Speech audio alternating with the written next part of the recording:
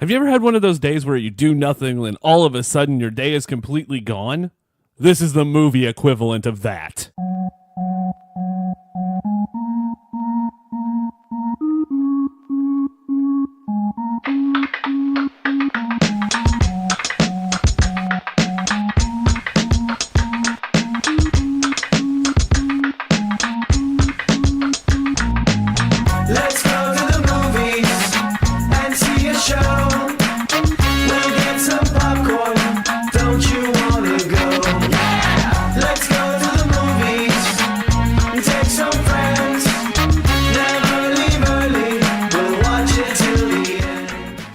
Ladies and gentlemen, welcome to a brand new episode of CineCrap, the show where we watch bad movies and force you to watch them with us. Yes, it's an adult version of Robot Chicken. And now, which I guess that's an adult show too, which really was redundant. But joining me today is, well, he joined me on the last episode, and you guys loved him, so I figured, well, let's bring him back for another fucking one. Joining me today is Brody. What up? I just want to get this out of the way now. I am sorry because the movie that we are about to watch is totally my fault. You, sir, are a sadistic motherfucker. That's all I'm going to say, man. You have completely fucked us all today. You are not the first person to call me a sadist, and certainly will not be the last. I will also not be the last person to probably call you a motherfucker today. Nope, because I do fuck my wife, who is a mother. Zing! That is not where you were going with that at first. No, it wasn't. You can clearly tell I took a left turn there. And it was at Albuquerque, wasn't it? Yeah, jackwagon. Oh my god. Wow. Yeah, that was good. Good job. Dude, the slap happiness over the technical difficulties we've been going through. Oh, let's discuss that. Let's just get this out of the way. So the soundboard decided. I thought it was my soundboard going out, and then I was like, "Oh fuck! Oh god! Oh god! Oh god!" And I'm panicking, and I'm having a panic attack, but I'm trying not to show you that while you're on the phone with me. So then on top of that, I'm like, well, what the fuck is happening? So. And if you hear my voice kind of up and going up and down a lot, it's because I'm freaking out still in my head. Well, I got to tell you, you guys weren't there, but the movie, which we haven't quite announced yet, I'll let Richard do that.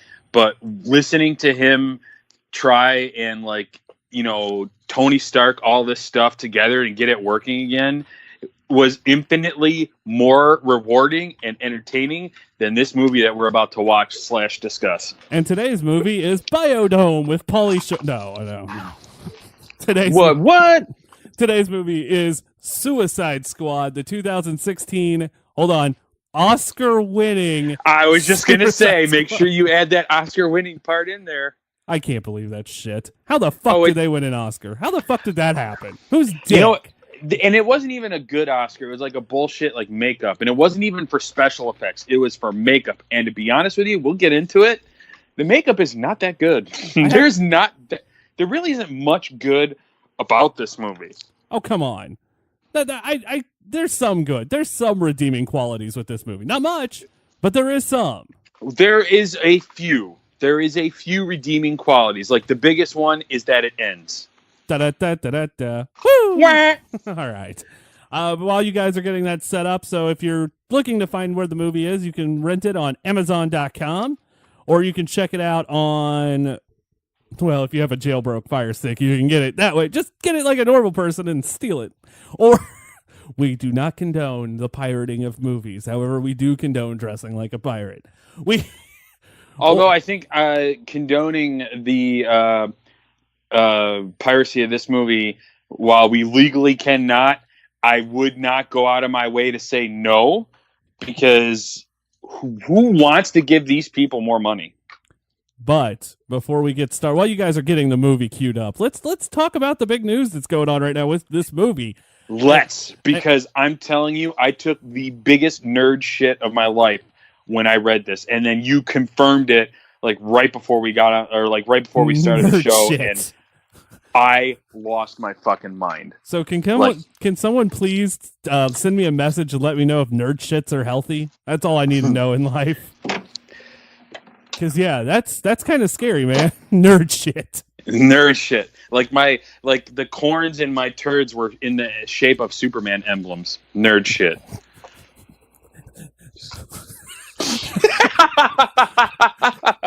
I was trying to remember the words to Kryptonite by Three Doors Down, and my mind was like, no, you don't remember that song that well. Fuck you, fat fuck. God, this show is already off the rails and we haven't even started the movie. James Gunn is taking over Suicide Squad as either writer. I know he's writing in the Suicide Squad 2 movie, which, yay. And I don't know what's going to happen there. I really don't.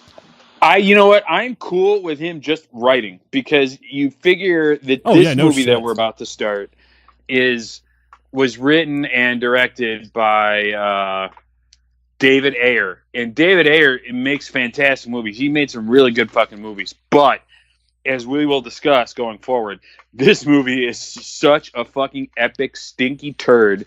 It's ridiculous. I'm glad you put in stinky turd in that as well. Like, congrats. Like, woo. Did James Gunn, like, he's written and directed some of the fucking best, like, genre movies. And, you know, obviously the Guardians, everyone knows him for Guardians, but, like, do you remember those live action Scooby-Doo movies? Yep. He's responsible for those. I got to let you know what just happened to me. All right, before we get going, I just took a drink of cold brew coffee. My wife cold brewed coffee for us at home because she's like, "Hey, I want to make some because it's more potent." Mm-hmm. Well, they taught her how to make a concentrate. We didn't dilute the concentrate. SpaghettiOs. So it's strong, and mine has liquor in it today, so it's even stronger. So yeah, no. I mean, I got coffee too, but it's coffee that I made from 8 o'clock this morning. It's just been sitting around. I've been slowly drinking it. So I'm probably going to die by the end of this. So James, go ahead. No, go. James Gunn. I honestly think that's going to help this franchise out because this movie is a steaming pile of shit. It is, and he's done those Scooby-Doo movies. He wrote the script for the Dawn of the Dead remake that Zack Snyder. So there's that 6 degrees of DC separation right there. He wrote the screenplay for the Dawn of the Dead remake, which is one of the stronger remakes in recent memory. He made, in my opinion, one of the best horror movies of the last fucking decade, or maybe even longer. No, about decade. Slither.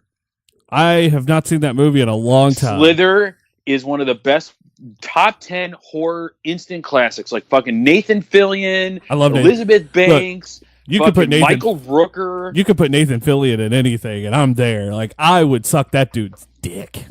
You'd have to get in line behind me, pal. This show's off the rails. Yeah, no, you're right. This show just completely went off the rails. Fuck it at this point. It's Suicide Squad. Yeah. But no, it's before we get into the movie, I could not be more excited. I think this is the biggest nerd coup. I remember back when they were having Justice League problems and they brought on Joss Whedon and everyone was like, holy shit, Joss Whedon's coming to fix Justice League. It's going to be great. Now, I have a love for that movie that is not matched by many. I get it. No, I love that movie. And I have a soft spot for the entirety of the DCEU, minus this one we're about to watch. So I was super excited. So you want to know something sad? What? And I'm not joking. This is my number 2 favorite DCEU movie right now. Shut the fuck up. Well, because I love you like a brother. I really do. But that is the most asinine thing I've ever heard. Okay, so I didn't like Batman versus Superman, with the exception of Wonder Woman and Cyborg. I got behind that, and then on top, I didn't like the Superman movie, and then there's this one, and then of course the number 1 movie is Wonder Woman, which will never make this show ever. So. Because I cried at that movie. Yeah, I'll admit it. I fucking cried. See, this is dead last for me. It just is absolutely dead last. Because you got a hard-on for Superman, I'm guessing. I like Man of Steel, but Man of Steel is number 3. Real quick, we'll do the rankings and then we'll jump into the movie. The number 1 for me is Batman v Superman. Which, again, that movie, and my problem with it is it starts so slow. But once Wonder Woman comes into the movie... But she's not even in the movie that much. You see, the actual Wonder Woman in the very end. You get Diana Prince peppered throughout. The reason why I like Batman v Superman so much is my favorite representation of the Batman character is, I'm sure many a nerd out there, is the Frank Miller seminal run, The Dark Knight Returns. Okay, I thought you were going to talk about which one was your favorite of the movie TV version, and I thought if you say Ben Affleck, he is my favorite, but that's another discussion for another time. What the fuck is wrong with you? I don't know. But oh my God. I like that version of the comic, like the one that Frank Miller wrote. And when they announced that they were going to loosely adapt it, I got, and it's a very loose adaptation of it. Like, I totally understand, but it's still like the DNA of the book is in there. And the Batman that Ben Affleck plays is so close to that version that Frank Miller wrote. That's why Batfleck is my favorite. Like, Michael Keaton will always be my number one Batman because he was my first Batman. It's everyone's first Batman. Well, no, it's not. I take that back. Adam West was my first Batman. Michael Keaton was mine. To be well, now you think about it, it's probably Adam West. No. Actually, it was never Adam West. It was either Keaton or it was. Oh God, I'm blanking on his name. The cartoon guy. Oh, Kevin Conroy. There you go. It was one of those two, but I'm pretty sure it was Keaton. I'm almost positive it was Keaton. So, so just really quick, before we start this movie, if this movie should have won an Oscar for anything, it's the fucking soundtrack. You know what? And I was going to say, in prep, I was going to watch this movie before we did it so I could prepare, but I kind of wanted to riff. I kind of wanted it to be off the cuff, so I didn't. But what I did do was watch the trailers. And if you watch that first trailer, I don't know if you watched there's different scenes. Yeah, no, I did. I think we put like 6 on the website. I remember getting the first look of this movie going, I got a boner. I love Harley that Quinn. First trailer when they used the Bohemian Rhapsody song made this movie look so fucking awesome. Everyone was like, "Holy shit!" And that's actually a decent cover. Amazing. That's actually a decent cover of Bohemian Rhapsody, and I'll never say that fucking shit again. And then you watch the movie, and you're like, "Dear God!" Still, the soundtrack. I would rather sit spread eagle on a splintery post wrapped in barbed wire, dipped in AIDS. We can make that. We can make that happen. You'll see that on the next season of Fear Factor. All right. All right, so by now you should have the movie queued up. You either have found it, you've stole it, you've rented it. I don't care how you've got it. You're joining us for CineCrap. If you're not watching the movie and you're just listening to this and listening to us talk about how shitty this movie is, have fun with that because it's going to be bad. I already know. So here's the thing. I changed the website logo to the Suicide Squad font and color, and I was super excited about it because I think that's one of the best things of the movie. Dude, this logo is so fucking cool. Like, it's a total misnomer. Like, I'm sitting here right now. The movie's paused. It's paused right on the Warner Brothers logo, and it's which like has all the Harley neon. Quinn. Yeah, it has the Harley Quinn stuff in the back. I don't know if I've never noticed that until now. I never noticed that either. Like, I see the spray paint and I see like the neon lights. Like, the look of the movie is okay for the most part. It gets a little dark, and we'll talk about it when we get there. But like, pause on this logo right now, the Warner Brothers logo. This signifies a movie that's going to be colorful, it's going to be fun, it's going to make sense, and you're going to have a good time, which none of those things happen. So would you Not a single one. Would you like a fun story about 2 of the co-hosts on one of the more popular shows on this site? Yes, let's hear it. So Sharon and Katie and Sharon's husband, myself, Ashley, and I don't know who else, we all went to see Suicide Squad after recording The Drunk Show. Now... By the way, that just turned into a giant karaoke edition. So what happened is... So you guys were drunk when you went to see this? Well, mostly, yeah. They were. Okay. They were completely sloshed. I'm like, I don't get drunk unless I try to keep up drinks with Sharon because Sharon can hold her liquor. And so I'm a little shit-faced going into this, but this is now the 3rd time I'd seen this movie in theater. Let that sink in. And Ooh. Yeah. I'm a DCEU fanboy, and I still only saw this once in theaters. I gotta tell you, the first time I saw it, I really loved it. And the second time, I started going, it's not that good. Then the 3rd time, I'm like, this movie's shit. And it's still my number 2. Like, that says it all. But Sharon and Katie fell asleep. And Katie, I've only fallen asleep twice. And Katie fell asleep on someone she did not know. Ooh, did she wake up with all of her internal organs intact? She did. I think she drooled on this poor guy, but he did not move her. Like, he was super nice about it. Like, good for him. God dang. Yeah, that's a fun story we haven't told. That's the second time Sharon fell asleep during a movie with us. So that one doesn't get told very often. Whew. All right, let's do this. Let's count this down. In 5, 4, 3, fuck Skype, 2, and 1, play. Play. Oh, there we go. Okay, good. Okay, so it finally hit play. Like, oh fuck, what's going on? And the Rat Pack. I gotta tell you, I really do love the colors in this movie. It's just so like it's weird because like all these logos and it's super colorful and it really is just a complete misnomer because you watch this and you think you're gonna get like a super colorful movie, and from this point forward, it's very like dark and gray and just monotone, and it's not. Like, the only time it gets super it doesn't even really. Hey, talk like to yourself for 1 minute. I'll be right back. Like, this, like, I love the way it started, and now, like, we're in this prison scene where we're being introduced to the different members of the Suicide Squad, and it's just very, like, drab. Right, it's just... I'm back.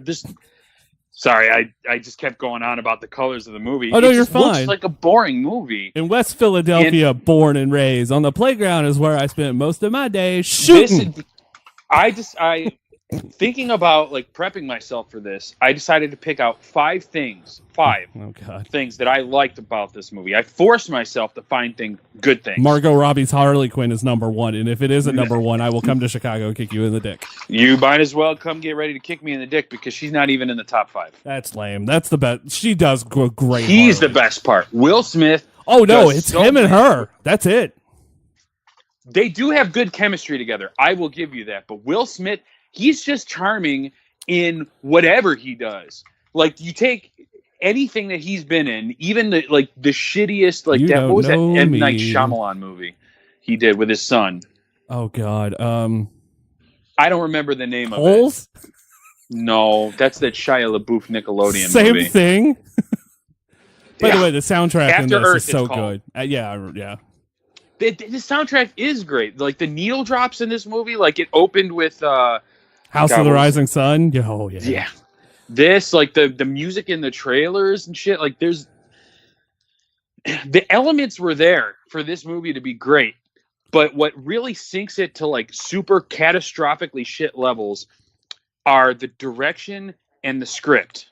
Like, you got your characters, you got Go ahead. I'm going to say this. I think the opening sequence of this movie where they're actually meeting everybody is really good.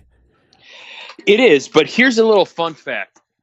They introduce each character in this movie, like give them like a full-fledged like introduction, no less than 3 times.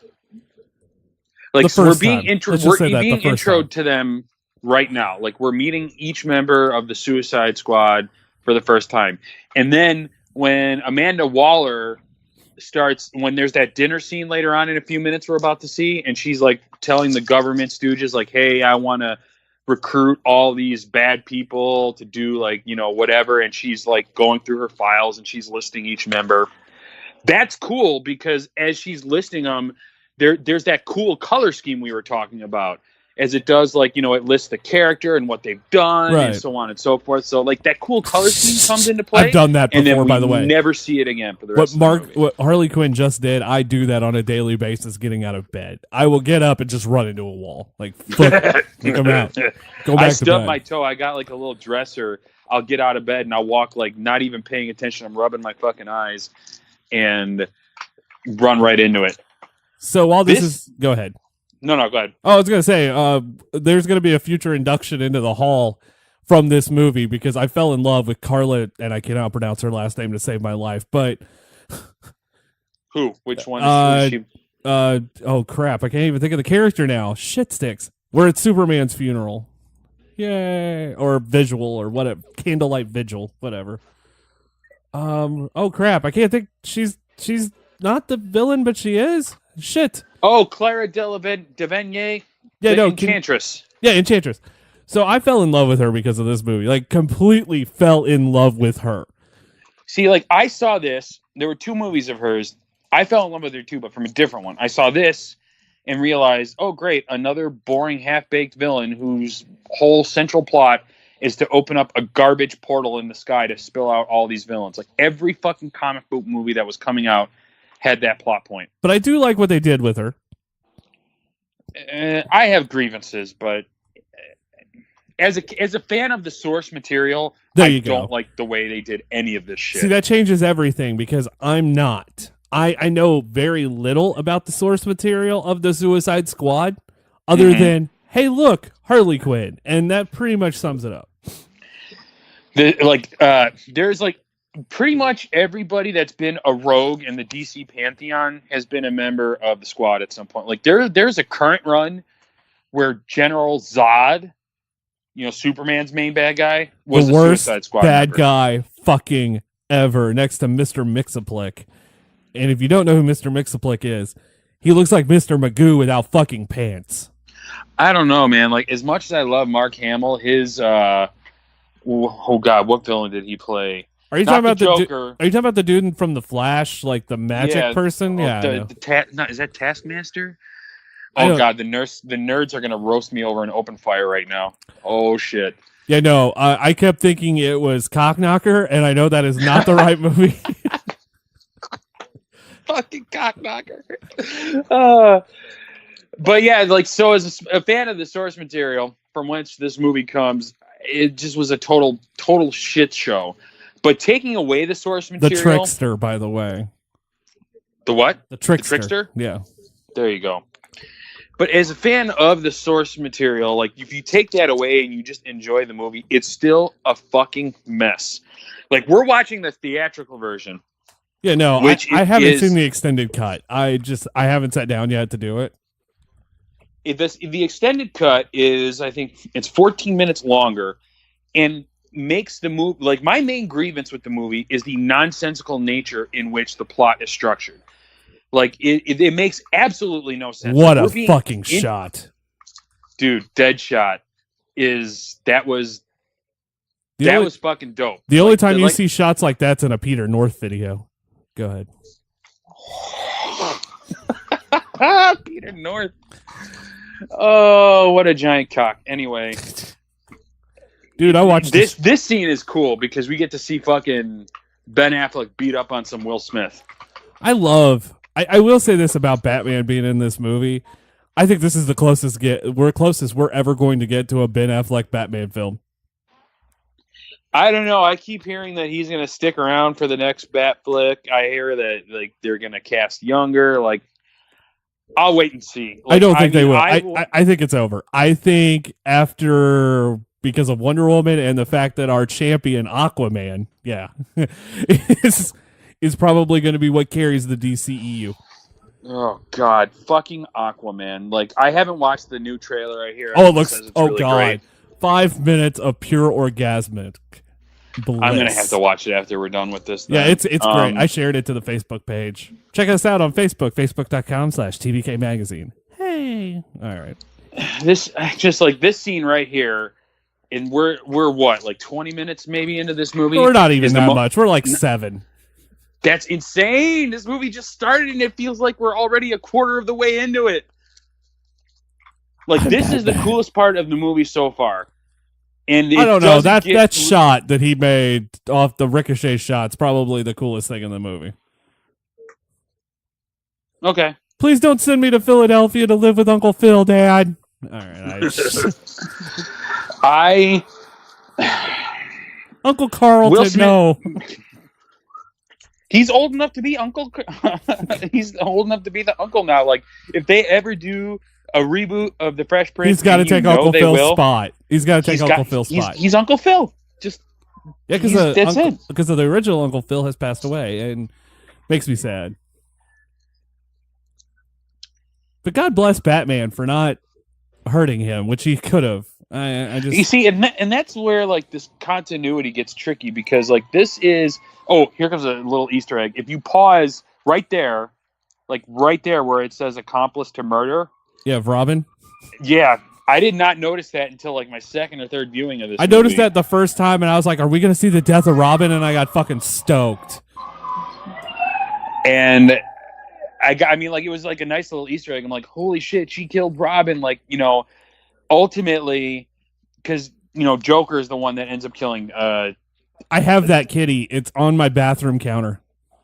Really? Yep. See, she is Margot Robbie is like, pardon me, and my God, I hope my wife never listens to this podcast. She's fucking hot right here. Like, before she goes crazy with all the Harley Quinn shit, like, she's fucking hot, man. And then she just totally like loses me with the Harley Quinn shit. But that's the thing, though. I think she does a great Harley Quinn because, okay, so I don't know how much you keep up with the Harley Quinn comics, but if they do Birds of Prey, I'm pretty sure they're going to do the relationship between Poison Ivy and Harley Quinn. And if that happens, I am sold. That will be my number one favorite movie. This motherfucker right here is the single worst thing to happen to this movie. Like, if they would have just cut the Joker out completely, the movie still would have sucked, but it would have sucked less. I still don't know how I feel about Jared Leto's Joker. I think Jared Leto's a good actor. Like, I don't have anything against him. I love Dallas Buyers Club. He's been this shameless fucking plug of the Alex Ross famous cover art of God, this movie. I plan to talk so much shit, and I'm watching it, and it's just aggravating me so much that I can't even fucking concentrate. I know this isn't. Ugh. It's like they tried to make this the Scarface for the Facebook generation. Well, okay, so my problem, I like her. She is not my issue in this movie. And I've said that. Like, honestly, if there's one part of this movie I enjoy, it's probably Margot Robbie and Will Smith. However, his Joker, I don't get it. Like, I get where they're going with it, but if I wanted to see Hot Topic Joker, I'd just fucking walk into a Hot Topic. This, like, the tattoos, like, even David Ayer himself, like, a couple months back, a story broke about how he even admitted that he went way too far with all the tattoos. So, like, even the director, the man tasked with bringing this story to life, admits that he fucked up. Like, like I said, her Harley Quinn is great, though, because, I mean... She is entertaining, and she's not one of the worst things of the movie, but she's still, like, But I think she plays it exactly what it should be, because Harley Quinn's kind of crazy. But she's my problem is that she's over-sexualized. You have not read the new comics, have you? What's that? You haven't read the new comics, have you? The new ones, I haven't kept up with the new Harley or the new Suicide Squad. They sexed up Harley way before this movie came out. Like, when they released the Harley Quinn comic itself, Harley Quinn became a sex symbol. See, my Harley Quinn is always going to be from the Batman animated series. Which is original, the Harley Quinn debut, yeah. And I like that version of the character because it retains all of the craziness and the shit that we like about Harley Quinn without being overly sexualized. And then they brought her into you see, this is another great scene. Like, I would love to see Ben Affleck's Batman mix it up with Jared Leto, if for no other reason than I want to see Ben punch old Lemur Eyes right in the face. I will say this about this Batmobile. I enjoy it more than Christian Bale's. The Tumbler wasn't even like... I hated the Tumbler. I love those Chris Nolan movies. I really do. But the more and more I get separated from them, Batman is my least favorite part about those movies. I'm Batman. It's just Christian Bale is a phenomenal actor, and he's an amazing Bruce Wayne. Like, whenever but a terrible Batman. What's that? But a terrible Batman. It's was almost awful. The same principle as George Clooney, who I thought was a perfect Bruce Wayne, but a terrible Batman. Like Michael Keaton was a great Batman and a decent Bruce Wayne. Val Kilmer was a terrible version of both. I'm sorry, but he's the worst out of all of them. See, I love Val. I love that movie, but there's a reason I love that movie, and it's because it has my favorite villain in it. Which, by the way, DCEU, fucking put the Riddler in something, you cockstains. I don't think they're ready for the Riddler yet. And if you're going to do it, fucking cast Neil Patrick Harris. All right, I'm done. Neil Patrick Harris. I think he'd make a great bad guy. I don't think he'd be a good Riddler. I think he'd be a good Scarecrow. My least favorite of the villains in Suicide Squad. However, I do love the Captain fact, Boomerang. Yeah, I do like this introduction of the Flash, though. yeah. But the Jai Courtney who plays Boomerang he's a very boring actor. Like every movie he's been in, he's just like meh. Can you throw a boomerang? By the way, I can't. Every time I throw one, I look like Helen Keller trying to put a peg in a square hole. Like it's terrible. Like I try to throw it where it'll come back, and then it'll just fall.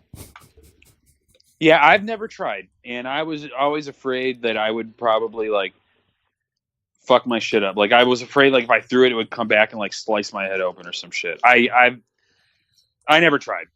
There was this like toy from the '90s that was kind of a boomerang, but not really. But it looked like a star, kind of. And you'd throw it, and it would try to come back to you. It was supposed to come back to you. I think so. Yeah. You know what I want from the '90s to come back? Moon shoes. Make that fucking happen. I'm still waiting for Pogs to come back in style. Oh God.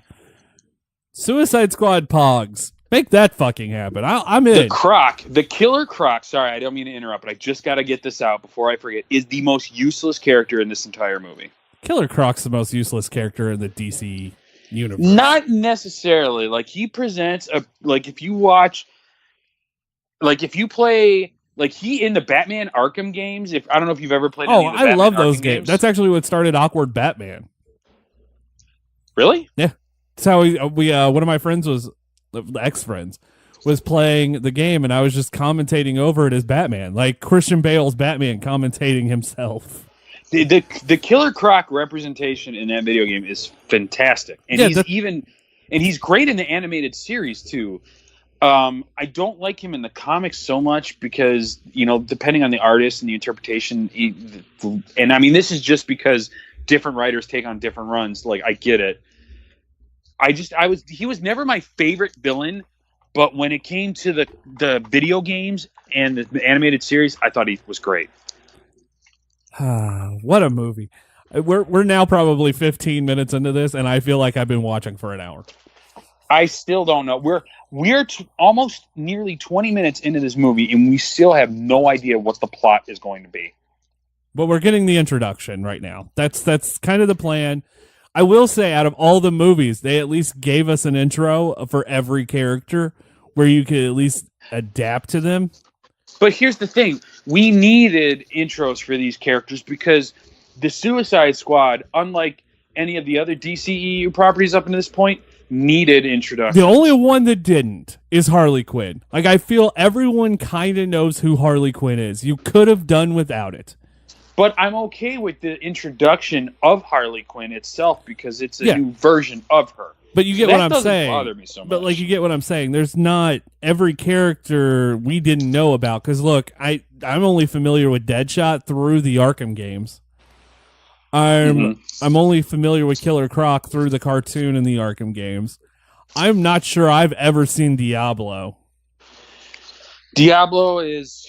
Which is funny. He's probably, if I were to guess, and I'm sure I'll get roasted over the comments, probably the least known character of the team. And he's the best, he's like the best member outside of Deadshot and Harley Quinn. So he doesn't even do shit. So Rick Flag, I've got a problem. This is my least favorite character in the movie.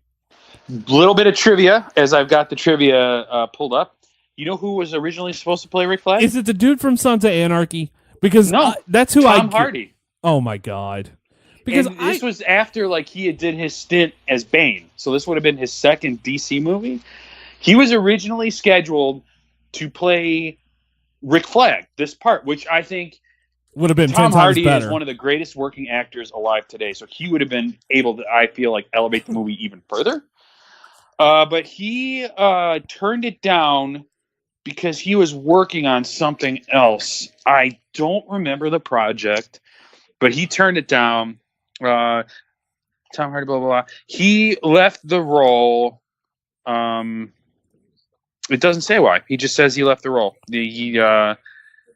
So Rick, the guy who plays him, I don't know who it is. Like, I got IMDb pulled up, but I'm too lazy. The guy who plays Rick Flag reminds me. I feel like he tries so hard to be the dude. This guy's been in some good stuff, though. But I feel like he tries so hard. Isn't he the new RoboCop? He was the new RoboCop. He was in a season of House of Cards. If you've ever watched House of Cards, I'm not a big fan of that show. I love that show. Or I did until I found out Kevin Spacey was a piece of shit. Joel Kinnaman was in House of Cards, RoboCop.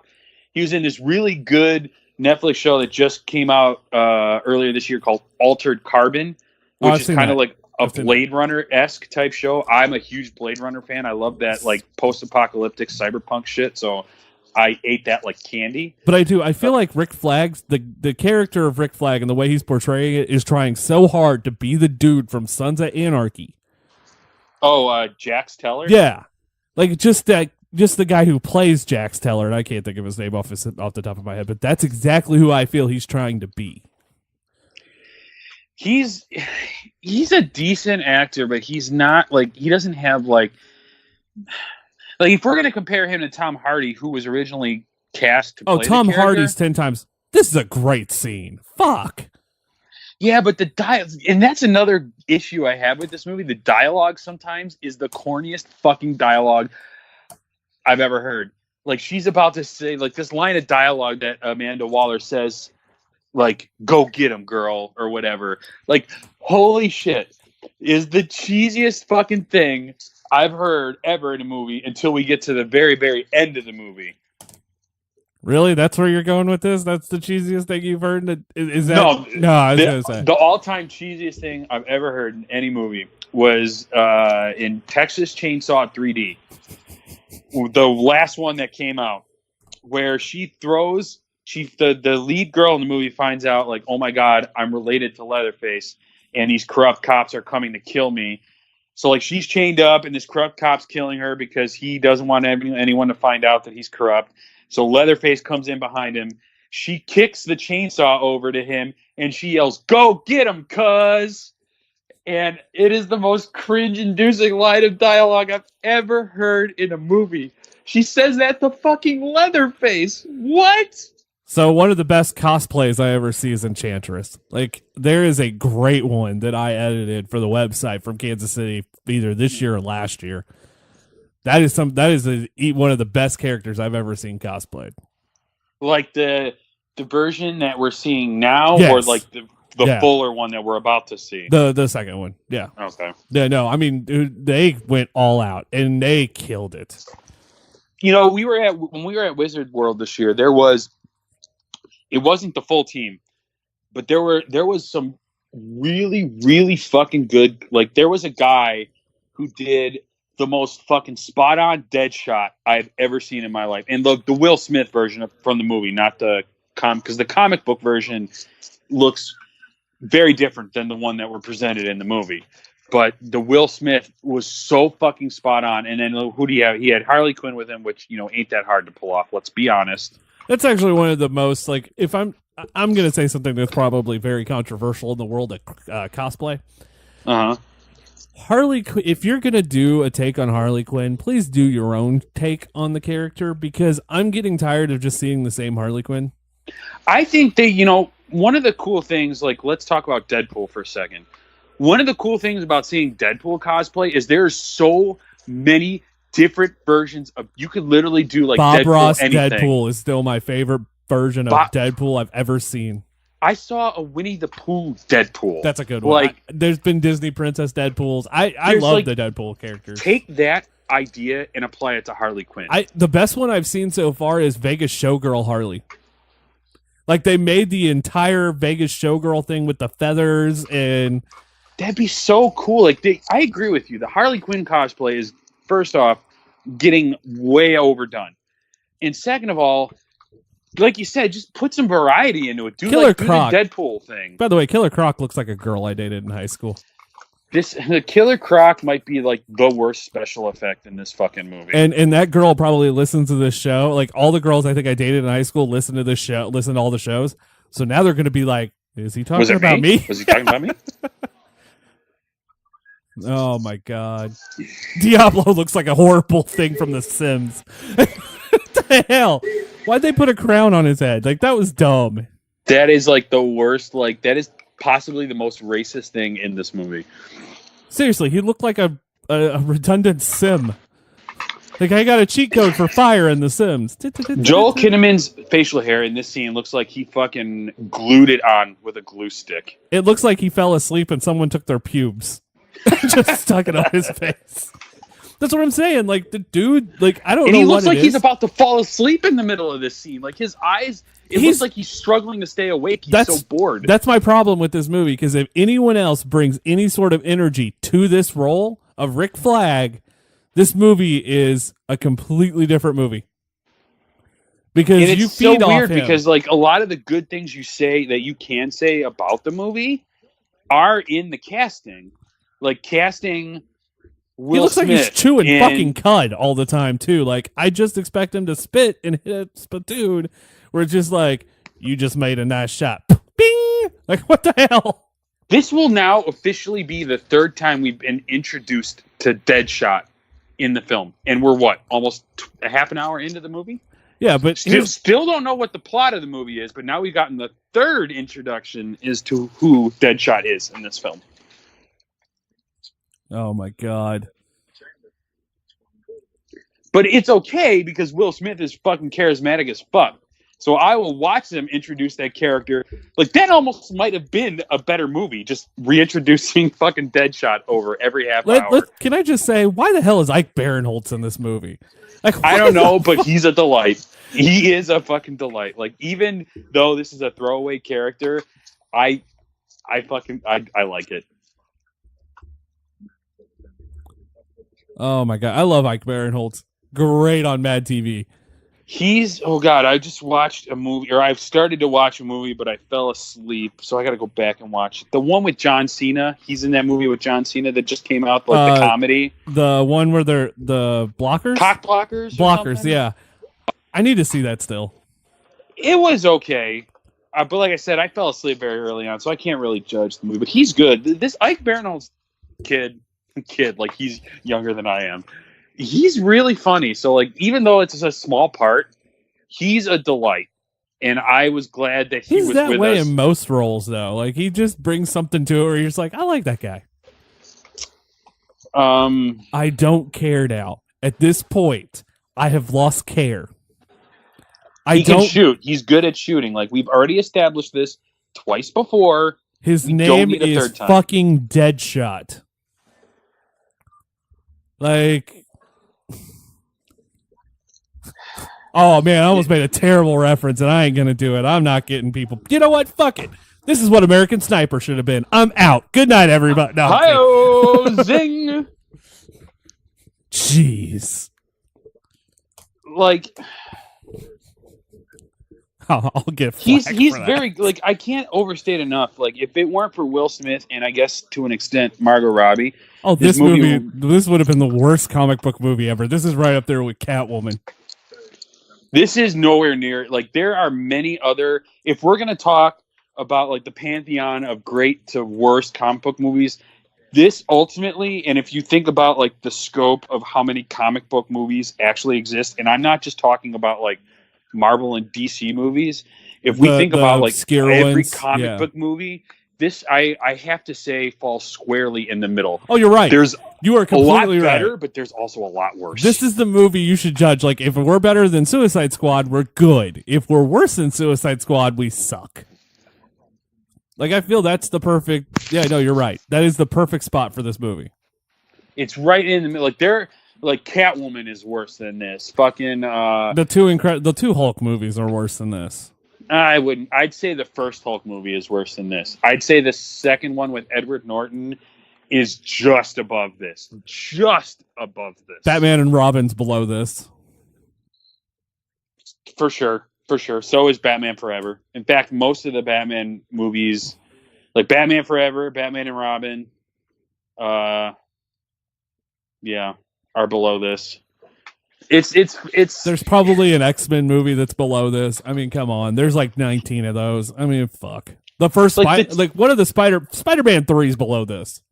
No, I wouldn't go that. Oh, Spider-Man 3 was a recently rewatched all the Tobey Maguire Spider-Man movies, and while Spider-Man 3 is still the worst of that trilogy, Spider-Man 3 is still a better movie than both of Andrew Garfield's Spider-Man movies. I like Andrew Garfield Spider-Man movies because they actually stayed kind of true to a story. The second one I like more than the first one. Yeah. The first one was just like, oh, look at me, I'm a whiny emo James Dean kid, oh, woe's me. The second Amazing Spider-Man movie, like the suit looked like his suit looked like comic accurate. It felt like the wisecracking Spidey I grew up with. So the Joker in this scene, by the way, looks like he put his mouth against something that someone did rigged for a prank to have the black lines on it. Yeah, I don't understand. And if you pause directly, if you look in the right corner of the screen, you'll notice 4 baby onesies. Yes. That's to imply that, I guess, Harley's pregnant, maybe? Because there is a scene in one of the Batman games, the Arkham City game, where there's like a little Easter egg in the very first level, the very first time you encounter the Joker. If you walk to the left of the area, there's like a little crib and a paternity test on the floor that comes up positive. Fun times. So a little bit of trivia. But I really think, and this isn't even necessarily because of Jared Leto's interpretation of the Joker, which is without a doubt the worst interpretation of the Joker. Until the Joaquin Phoenix movie comes out, I'm just calling that shit now. I'm telling you right now, I couldn't disagree with you more. I think Joaquin Phoenix is going to be the best thing that happened to the Joker. Have you read some of the stories about that? Some of the cast got trapped in a what is it? Subway car. They actually left them in the subway car and forgot about them, where they had to pee in the corner, and yeah. It can't be much. Say what you will, it can't be much worse. Have you seen the pictures, though? His Joker looks terrible. I disagree. I think it looks great because we have to understand that this is like, no one wants a Joker origin story. The best part about the Joker is that there is no origin. He is so not only are we getting one Joker origin story, we're getting fucking two. Well, we're getting because we're gonna get a proper Joker movie with Jared Leto and Margot Robbie, and then we're getting this Elseworlds tale. By the way, how much Joaquin of a badass Phoenix. do you have to be to eat a chicken leg while watching it storm? He thinks he's a badass. This doesn't make.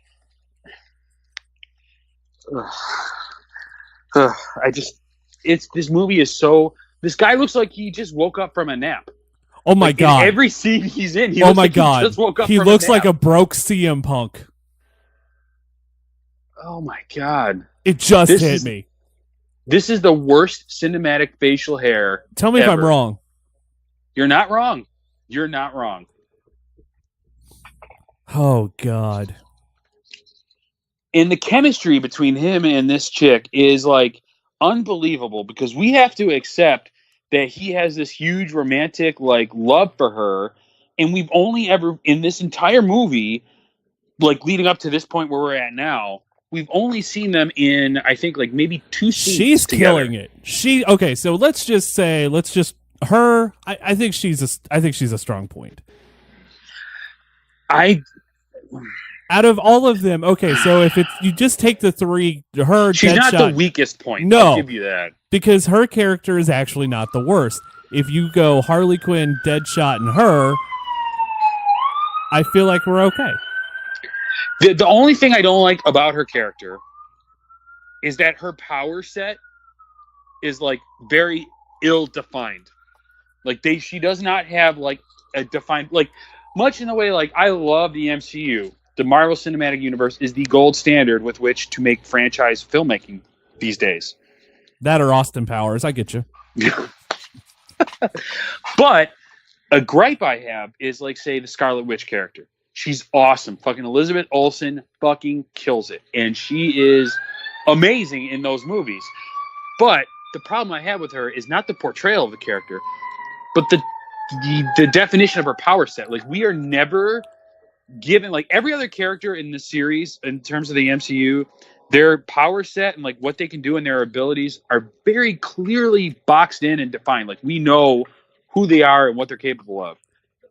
All we really know about her character is that she comes from, the Infinity Stone that was in Loki's staff, her and Quicksilver. But other than that, we know next to nothing about what she's capable of. And it's kind of the same with the Enchantress here. Like, we know that she stumbles onto the doll in the cave. We know that she bonds with the witch. But we don't know anything else. Like, it seems like her power set kind of goes where the story needs to go. Like, oh, we need this to happen, so let's just give her this ability. You know what I'm saying? I get you. By the way, the dude in the bathroom, how fucked up does your day have to be to go from just taking a shit to being a supernatural being in less than 2 minutes? And that's the other, like, that's another question I have. She brings her brother to life, and then in a few scenes from now, we see the brother transfer his power to her. So wouldn't that be feeding her own power back to her?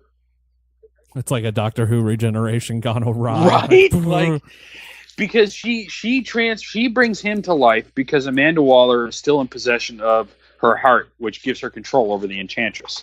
So the Enchantress brings her brother back to life so she can transfer his power so she can be autonomous from the heart that Amanda Waller has. It's a Katamari Damacy human. Okay, this is like the DCEU equivalent of like hentai porn right now. Tentacle porn. Oh, you gotta love it.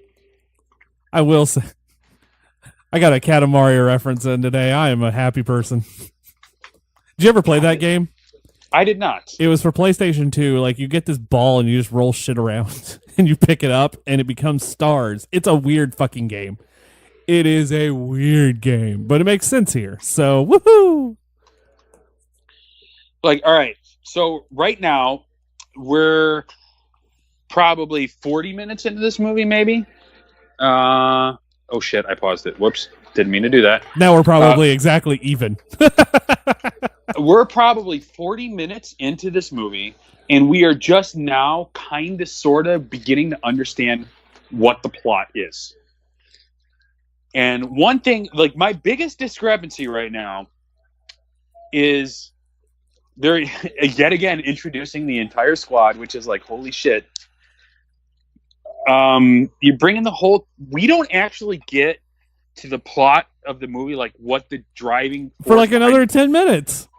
Longer than that. Well, no, don't you find out what the technical plot is when Flag is talking to them? He doesn't even really tell them what the plot... Like, all right, I'm just going to jump ahead because this is how fucking insanely this movie is plotted. So they assemble, they get their gear, he tells them what they're going to do, but that's not even necessarily the plot. We don't find out what the plot is until after they get to the city. And so it's like, you got to go in and rescue somebody. Cool. But then they find out the person they're rescuing is Amanda Waller. But the whole movie leading up into this point, she's there with them. Like, fucking exactly. hell. So how the fuck does she get from being with them to being in, like, you see what I'm saying? Like, the plot is so nonsense. Like, you can tell, like, this movie, they were making this movie. By the way, Harley Guardians Quinn of the going, Galaxy came out. Good. That's great. Sorry. Fucking Ike Baron. No, you're fine. Yeah. Like, you can tell, like, the story is Guardians of the Galaxy came out and killed, like, just blew up at the box office. Even though nobody knew who the Guardians were before the movie came out, fucking made so much money. And then they were filming this movie, and you could tell the producers of this movie were like, fuck, make it more like Guardians, because that worked so well. But so here's the thing. There's only... Okay, so everybody would have went to see this if you would have been like, it's Harley Quinn and the Joker, but there's a lot more. Look, right. I just can't take a giant panda shooting very seriously. Dude, did you notice that guy was wearing a Batman mask? I did. So I feel like this movie suffers from, like, it being too, like, the editors came in and they chopped the movie to shit and, like, too much studio interference. So, like, they chopped up the movie so incomprehensibly. This is the absolute best version we could have gotten, and it still makes no fucking sense because the timelines of the movie, the timelines that this movie sets up, make no fucking sense. Because as of right now, at this point in the movie, So wouldn't that cause the entire tunnel to come Rick down? Flag is here in New York with the Enchantress, but 5 minutes ago he was states away in a hotel room with her, and there was never any mention of him traveling. You know what's sad? I never would have figured that out had you not said that, because I never put to, because I was like, yeah, what if? Okay, so there is a possibility she might have teleported him there. But she can't. I don't think there's. But and that goes back to what I was saying earlier about her power set being ill-defined. It's never at any point in the movie defined as her being able to teleport other people. And now she's the Enchantress again. This dude looks like Jamie Foxx from Amazing Spider-Man 2. Only instead of being blue, he's orange. I thought you were going to say Jamie Foxx from Ray, but that would have changed everything. God damn, that would have been at least a much more interesting movie. Georgia. And it's so frustrating because there is a good movie here. Like, in this shambling mess of a crap that we're watching right now, you can watch this and you can see, like, the skeletal structure of a decent movie. By the way, just got chopped to shit. Her sexy, angry face. I'm all about this. That come hither... Man, she could suck the bend out of a river. Shit. Like that's a beautiful scene. Okay, what? Okay, so now we've got the Ghostbusters 2 scene happening right now. This isn't even the Ghostbusters 2 scene. This is like every movie from this 4 or 5 year period has a scene where there's like a fucking garbage halo in the sky. Like Avengers did it, this did it, Ghostbusters did it. Speaking of which, what's your take on the new Ghostbusters movie? The all-female version? Yeah. I was against it at first. I really was, just because we didn't need another one. We said all we needed to say with the first two. But I watched it and I was very pleasantly surprised. I went in expecting the worst and I came out very pleasantly surprised. I loved it. I don't like Kristen Wiig, but she was good in the movie. I love Kristen Wiig. Kate McKinnon was a fucking steal. Became a star. Like, that's the movie that set Kate McKinnon's career off. Like, holy crap. Sure. This kid, you see this kid standing right next to Rick Flag with the Wolverine? With the wife beater? Poor man Wolverine, yes. That's Scott Eastwood, Clint Eastwood's son. Who now directs movies. And you know what else? He's okay. Been, like, I think I've just figured out how they're doing this. I think they're bouncing back and forth. They're bouncing the story around. The timeline does not make a lick of fucking sense. Well, New York's happening in real time. This is the past. This is showing you why this is happening. But if this is the past, how far in the future? Like, so then there must be a massive time jump, because like they go from this scene, to going in the plane to traveling to New York. So how there has to be a time jump somewhere, because if the scene where they finally get to New York to fight everything takes place in the future and this takes place in the past, I feel like that's what I would have done too if I would have came out of a giant potato bag. Just cut out and punch someone right in the face. Fuck it. We are right on again. Awesome. What's that? I hear the movie in the background. We're right on par again. Now, here's a character that's fucking useless. I forgot about it. He comes into the movie, 10 minutes later, his head gets blown up. He does literally fucking nothing. And I'm okay with that. Oh God. My biggest gripes with the movie are the nonsensical timeline. It makes absolutely no sense. I think that's what it is. I think they're jumping back and forth, which if that's the case, that's dumb. They should have just did this if first. You're going to use a non-linear plot device, there are plenty of movies that succeed in doing that. But you have to make it. It's like establish from the very beginning of your movie that, hey, this is going to be a non-linear. It's going to be broken up. Just make make us know this. They don't ever. There's like throw in a screen, like, you know, somewhere in the future or in the past or 23 hours later or 24 hours earlier. Like, tell us, clearly define what is the past and what is the present. Don't assume that your audience is just going to know it, because you get movies like this where this may very well be the future. It may very well be the past. But I do know what is on his face. It is pubes. I do love that she pulls out the old school Harley outfit in that case. That's a nice little, like, odd or nod to the old school nature. Did he just lick his coat? Yes, he licked the jacket. Jesus fucking Christ! Like it makes sense. Whatever. I love the soundtrack. I like the song, but this song doesn't make sense. Like, I get the idea. Guess who's back? The team's coming together, but the team was never together to begin with. This is the first time. So saying "Guess who's back" is kind of bullshit because they were never a team to begin with. I know it's an Eminem song. What's "Without Me"? Yes. Think about it. I think it's more or less the title, not the lyrics. Yeah, we need a little controversy. Am I being too nitpicky with this movie? Yeah, I think you might be.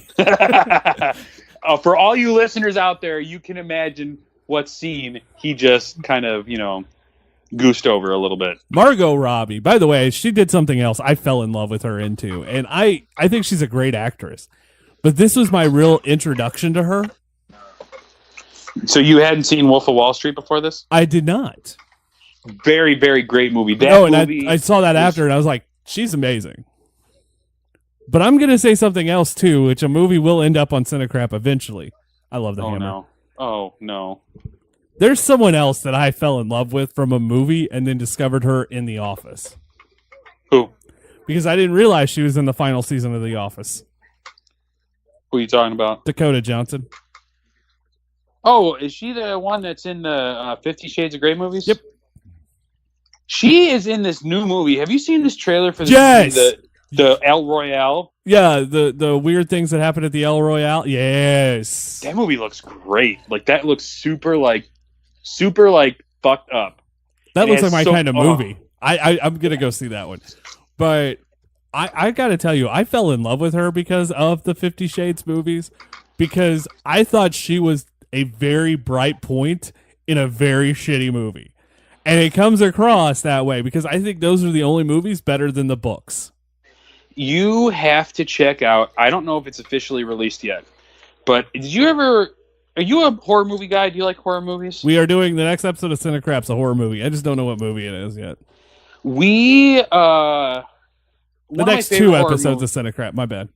What's up? The next 2 episodes of CineCrap are horror movies. One of my favorite horror movies of all time is called Suspiria.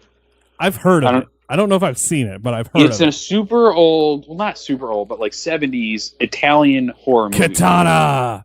This is another character whose power set is so fucking ill-defined. But it's like, such a badass. Like, just in general. Oh, she is. She's very badass. But, like, what are her powers? Is she the one that has the powers? Is it just the sword? Like, I think it's the sword and her both. But I do enjoy her. Like, I know what her... Like, again, I have to say for the listeners at home, I'm familiar with the comic books. So I know what the power sets are, but I'm speaking in terms of the just movie. The film. Yeah. Katana needs her own movie too. Of every character in this movie that needs a solo story, she's... I'm sorry. Harley Quinn, nice to meet you. I enjoyed that. I'm sorry. Her fucking accent gets on me after a while. It starts to get a little... But that's Harley. That is exactly Harley Quinn. Like, it's not even a real voice. Like, that's the thing, too. Like, I think she... Like, Harley Quinn, when she goes insane, she comes up with her own voice. We're watching Joker drive through New York right now, which is where the Suicide Squad is headed to, correct? Yes. When you see the establishing shot of the helicopter carrying the squad, look, the city is in flames. But 2 shots ago, when you see the Joker driving through, nothing is on fire. Well, it takes like 45 minutes to drive through New York City. So I'm assuming that he might be like in a completely different part of the city. Well, I don't know. Maybe I'm being too nitpicky, but there's okay, so Gotham. So practically the Joker lives in Gotham, correct? But this isn't Gotham City, though. But New York is technically a suburb of New York City. I don't even think they ever established. I think this is called Midway City. Yeah. Well, then it's a suburb. Gotham is a suburb. And the Joker which is has funny to that drive you say through that the because county. in the established canon of the DCEU, Gotham City is like Isn't it Manhattan? No. Gotham City is like next door to Metropolis. Which I Like, think literally, Metropolis you is take a boat fucking trip. Chicago. I don't know what. Like, I know that they're fictional towns. Fictional. I always felt Gotham was Chicago since Nolan filmed those Batman movies here. I always thought Metropolis was Chicago because Clark Kent came from fucking Kansas. Like, it just doesn't make sense for him to go outside the Midwest because Chicago's a big fucking town. But you get out of the like, if you're Superman and you're like, all right, I got to blend in. You want to go to a major metropolitan area now. Like, I know Chicago is closer to Kansas, but New York is like the cultural mecca of the entire United States, other than like, say, maybe California. Let's just say, for the sake of the argument, Metropolis is like Lincoln, Nebraska. Let's just say for shits and giggles. It's Lincoln, Nebraska. I'm cool with that. So now we're finally getting to the plot of the movie. And I don't want to hit any buttons 45? On my controller because I don't want to. But we're probably, 50 minutes. Let's say 50 minutes into the movie. An hour into the movie. We are 50 minutes, 49 seconds into the movie. We are 50 minutes into this movie, and we are just now getting to the plot, which still hasn't even really been Did someone get stabbed outside your apartment? What the crap? Oh, there's I live right across the street from the police and the fire, like the fighter station. Sorry, I'm just making sure because I keep hearing sirens and I'm like, someone got stabbed. No, they go off every half hour. There's a fucking fire station or a truck going off. Just for shits and giggles. Hey guys, we gotta go pick up our Denny's. Watch this. This is great. Boom. Coolest way to die in the entire movie. Like, whop whop. Oh my god. I like puns. That I'm cool with because she would do that normally. But I'm cool with that joke. I'm cool with that one. This movie, just like as it progresses, looks more and more it just looks dull.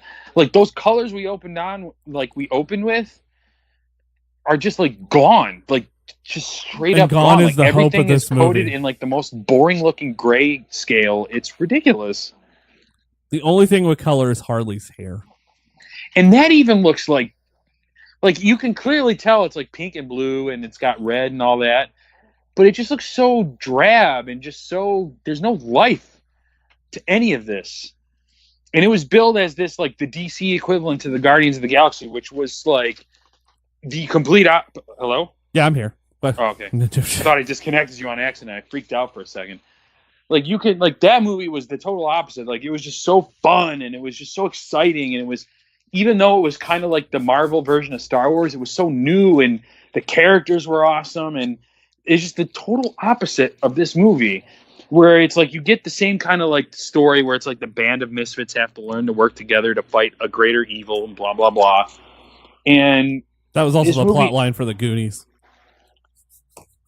It's a great, like, that's a great plot. Like, it's a really cool story structure if done right. And this movie fucks it up so fucking bad. And I don't understand why. This movie should have been a lot better than what it was, hands down. They should have cut out like a half an hour of the movie. They should have cut out Rick 90 Flag. Minutes. They should have just cut Rick Flag. They should have cut Rick Flag. They should have cut the Joker out. Let's be honest, because think about it. What does the Joker really add to this movie? He doesn't interact with the Suicide Squad at all. Just at Harley. Any point in the movie. Just Harley. But that's what I'm saying. Like, and he doesn't even directly, like, you don't really see him interact with her, like, physically on screen. Like, there's a little bit of trivia for you. David Ayer, or was it Jared Leto's? One of the two of them. That also made the looked decision, like a girl I dated in high school. Actually, that looked like me in high school with pimples. My bad. Margot Robbie and David Ayer made the conscious decision to keep Jared and herself separated throughout the entire film so as to add to the chaotic nature or the unpredictability or the madness of the Joker But it Harley Quinn also adds the relationship. fact that they can go, hey, look, now we can put them together in a movie, and it'll do really well. And you know it will, because F. That is the weirdest relationship in the fucking world. And that's another problem I had with the movie, and this is just me. Maybe it's just me being an asshole, and that's fine. But the Joker and the heart, like the over romanticization of the Joker and Harley relationship is so fucked up if you think about it, because it's an abusive relationship. Okay, that's the comics.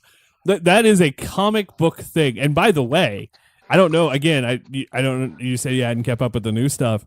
She beats the shit out of him and dumps him. But like, let's. I have not kept up with the new. And if that's the story they do, because I think that's what's going to happen in Birds of Prey. I'm about 95% sure Harley Quinn's going to beat the shit out of the Joker and run away with Poison Ivy. I'm going to call it right now. I'm going to call it right now. I don't think the Birds of Prey ever gets made. It's on the list. I mean, but so have other, like Flashpoint, like the Flash is on the list. What else was on? Like there have been Cyborg was on the list that didn't get made. Like let's go over to Marvel. Inhumans was supposed to be a movie, and then that got dumped on ABC. And look how that turned out. I have not watched an episode of that because I just didn't want to. It's the worst fucking thing Marvel's done since the MCU emerged. Hands down. I did not care for shit. I didn't care for the Daredevil on Netflix, but that's another argument. Daredevil is the shit. Like, you gotta watch that new trailer. I just couldn't. The first season took me out of that show so fast it wasn't even funny. That's how I felt about Iron Fist. Yeah, and I didn't like that one either. I enjoyed Jessica Jones though. Jessica Jones' first season is the best thing that Marvel Netflix has done. But this new Daredevil season looks fucking awesome. But a lot of that might have to do with David Tennant. Dude, he was the shit. Like, seeing him as the bad guy was unreal. And we're getting more of how great is Deadshot. Like, this is the fifth or sixth time. By the way, doesn't Deadshot look like Deadpool right here? He does. Let's be honest. I think that's a confuse. Like, I think what movie was it? Teen Titans Go to the Movies. Actually seen that. They actually pointed that out in the trailer. It's like, oh, you're Deadpool? No, I'm Deadshot. You mean Deadpool? Deadpool's cool. You look like Deadpool. No, I'm Deadshot. Oh, that's a disappointment. Speaking of Deadpool, did you hear about this PG-13 version of the movie they're releasing into theaters? No. Is this No. Wait. Hold on. They're re-releasing a PG-13 version of Deadpool into theaters for Christmas. But it's going to be like a completely different movie. And it's going to be very self-aware of the fact that it's PG-13. So it's not just going to be like an edited version of Deadpool. So they filmed another movie, didn't they? They had, I think the thought process behind it is they had so much extra shit from Deadpool 2 that they're fastening together a whole new movie, and they're going to make it a PG-13 version of it. Which I'm on board with, because any excuse to seeing Ryan Reynolds as Deadpool is cool by me. I enjoy Ryan Reynolds as Deadpool. I enjoy Ryan Reynolds in these Toon Blast commercials. Have you been watching these? I get those all the time on Facebook. And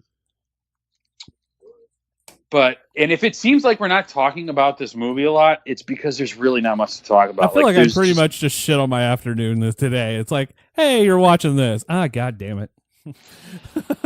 there is some good stuff. Like, there is. It's not a total flame wreckage of a movie. It's just it's not a a dumpster fire. remarkable movie. No, it is a dumpster fire. What's that? It's a dumpster fire set by Diablo. I mean, shit. You know what's the cardinal sin of this movie is? If it was like a hugely post-apocalyptic fuck down mess of a movie, then at least it would be interesting in how fucked up it was. But this movie is just boring. Like, it's not even catastrophically bad, or it's not even like the best movie ever made. It is just so middle of the road in every single aspect of the film. That's what ultimately, like, the effects are just kind of okay. They're not awful, but they're not great.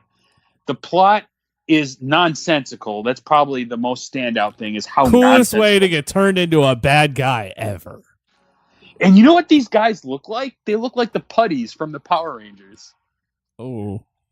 They look like putty rejects. Well, yeah, the new putties, yeah. You know, it's like the old ones, no. No, not the old ones, for sure, but the new ones. I love that. Every man that has ever been to a con loves that shot of the movie right there. I just like the fact. No, I just like the fact that she breaks the glass just to steal the purse. Oh wow, I'm kind of a pervert. Thanks for outing me, buddy. Yeah, no, that's what I do. That's what I do. But that, like, this movie it's not super fucking garbage like Catwoman awful, but it's not great either. It's just so everything, every choice that they make, every plot device, every character moment, every line of dialogue. There's nothing extraordinary about this movie. Like, even though Will Smith and Margot Robbie are for sure the standouts, even then their performances are just pedestrian at best.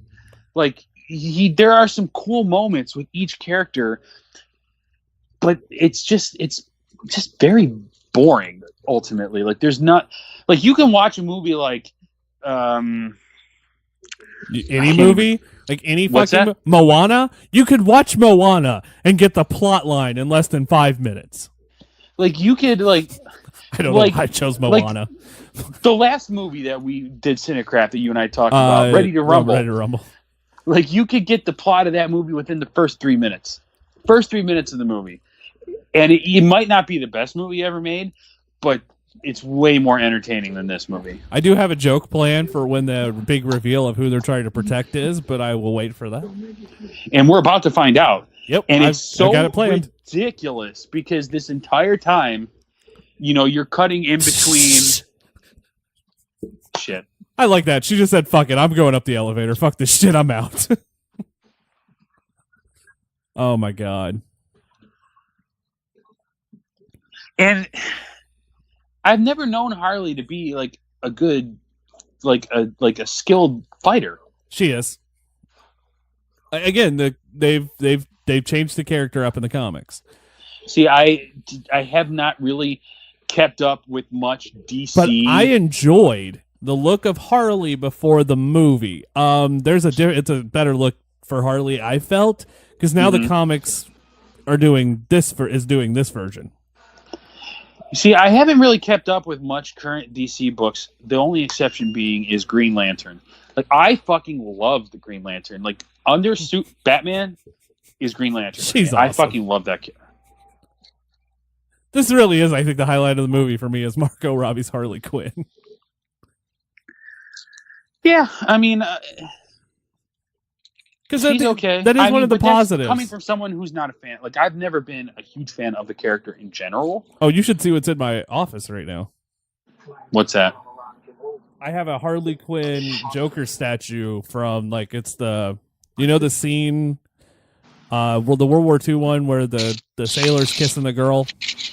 Mm-hmm. I have a Harley Quinn Joker statue where Harley Quinn has the Joker kissing him. Oh shit! Okay, cool. No, you're good. Now, this scene where Deadpool is like operating the whole movie without his mask. Deadshot. Jesus, that's gonna happen. That I can't believe that's the first time that's happened. Take a shot if you every time you hear one of us refer to him as Deadpool. Yes. The whole time in this movie, he's really not wearing the mask. And then suddenly he puts the mask on to fight a bunch of alien monster bad guys. You know, the only reason he put the mask on is because Will Smith decided he wanted his stunt double to act in this scene. I will say, oh God, what a way to go. What a way to get stabbed right in the money. It's all about the money, money. That's kind of cool. She can fight. I'm just saying, she can fight. Here is another scene where Rick Flag is getting attacked by the bad guys. So is Rick Flag the damsel in distress in this movie? He is the Rory Williams of this universe. Ooh, I don't know about that. Like, Rory could at least hold his own. I don't know if Rick Flag can hold his own. Rick Flag is more like Rose Tyler. Come on. Ugh. Yeah, he's about as pretty as she is. Rick Flag would end up being tied on the train tracks. If this was a Dudley Do-Right movie, Rick Flag would be on the train. If you watch this scene right before it cut to this part where he rips the mask off, like why did he even have the fucking mask on to begin with? If you watch the scene where they first walk into this area of the building, Deadshot is shooting his guns and he's looking off camera, like he's looking away from where he's shooting. Like I know he's Deadshot, I know he never misses. Fire! Oh, it's the Cholo version of the Human Torch. Shit. Oh God, I actually like Diablo. He's not a bad character. Like I did say I think at the end of this, I went, "Hey, Diablo could probably hold his own movie." Yeah, because it's a character on the type of movie you make. Well, yeah, I mean, it's a character you don't know much about. I think it would hold. I don't know. There's just characters in this movie that should not be there. Captain Boomerang should not be in this movie. There are so many different squad members they could have gone with for this movie, and Boomerang, I could have done without Boomerang. They could have really just cut out Slipknot altogether. Like, well, you get that cool kill. That's the only reason Slipknot was brought in. It was like, hey, look, we got to blow someone's head up. Let's blow someone's head up that no one gives a fuck about. Like, Killer Croc doesn't really bring anything to the movie. Okay, all right, so this scene right here. Sorry, I didn't mean to interrupt. Oh, no, this is where I was going. Yeah, no, this scene. This is like, if you watch the director's cut of the movie, this is where a lot of the director's cut takes place. Like, the bulk of the extra 14 minutes is this scene here. There's more to this scene? There's more to, there's like a whole, like, I'm not shitting you, there's a whole maybe 6 minutes missing from this scene. Is the 6 minutes worth it? Kind of. Like, you see Joker driving in his Lamborghini, and she's like he escaped, and she is driving to catch up to him on a motorcycle, and she like pulls in front of him real quick, and like she's like telling him like, I'm poorly describing it, but it's an interesting scene. It doesn't make it necessarily better, but there is a whole lead up to the scene that makes sense as to why they are here. Right now, as it stands in the movie, in this version of the movie we're watching, it's like, oh, look, they just happen to be in a place that has a chemical. Okay, no, she saw the chemical lay down there, and then she's having a flashback. I know why this is happening.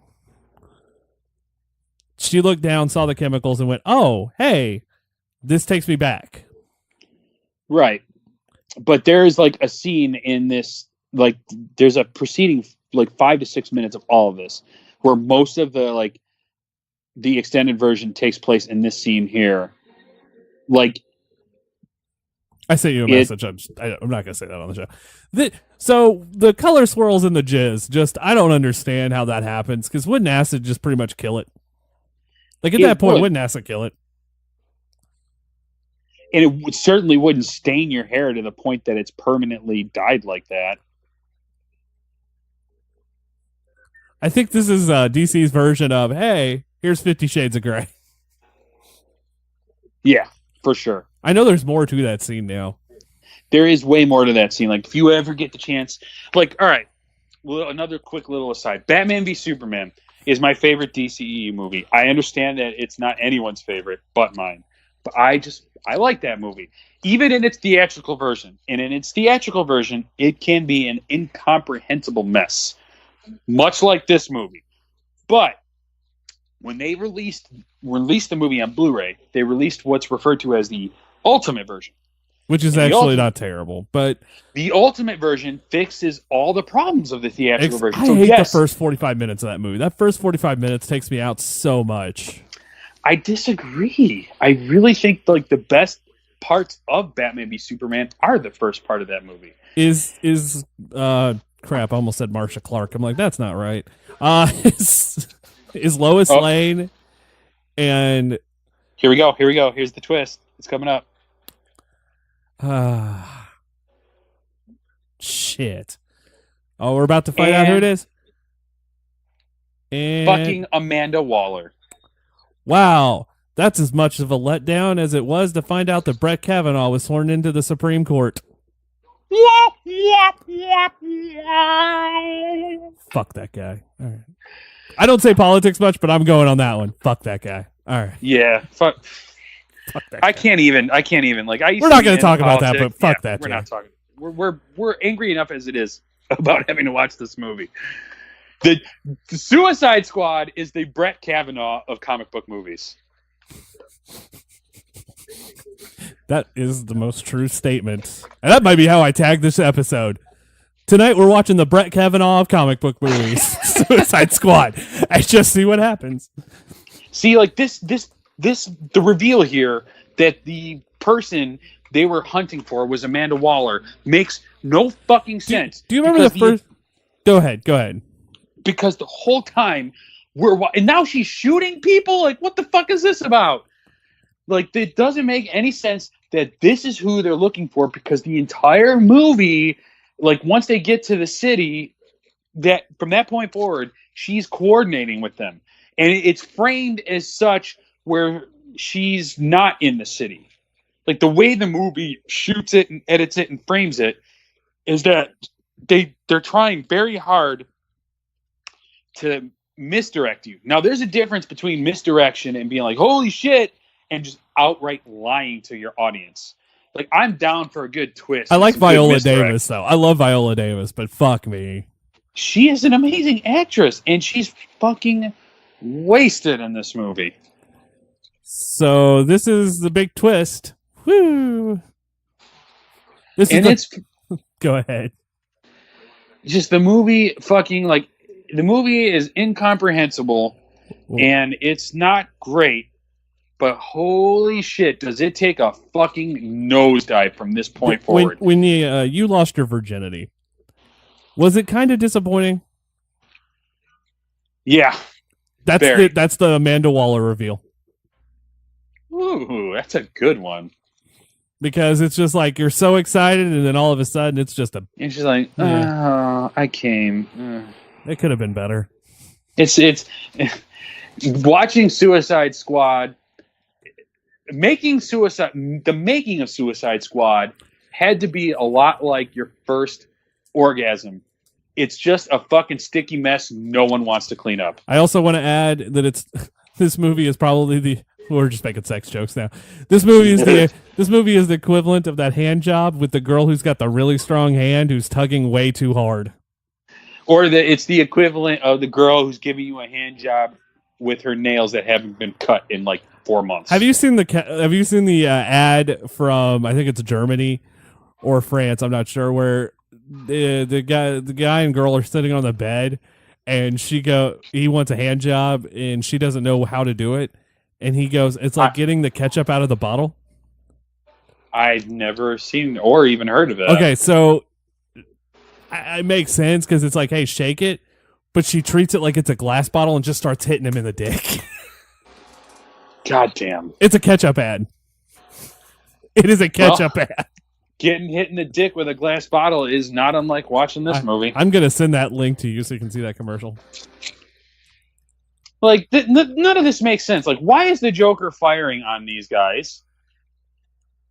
And two... her nanites disordered. Like, he has the worst fucking dialogue in this movie. This is Katana. She's got my back. Her sword traps the souls of its victims. Like, wow. Award-winning dialogue, guys. Award-winning.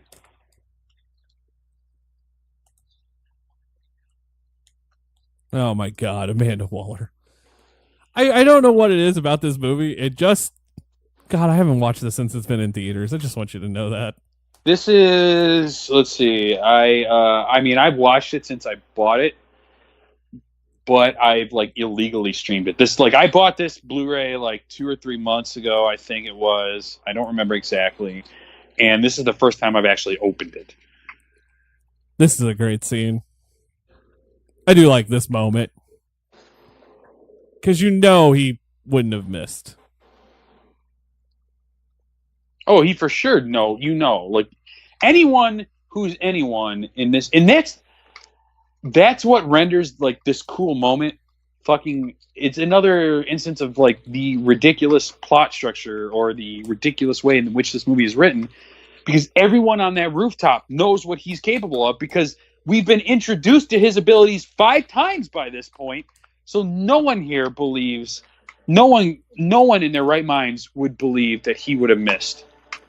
Rick Flag now reminds me of the dude in high school that would have drove the big truck with the really big tires and probably would have had a Confederate flag on it.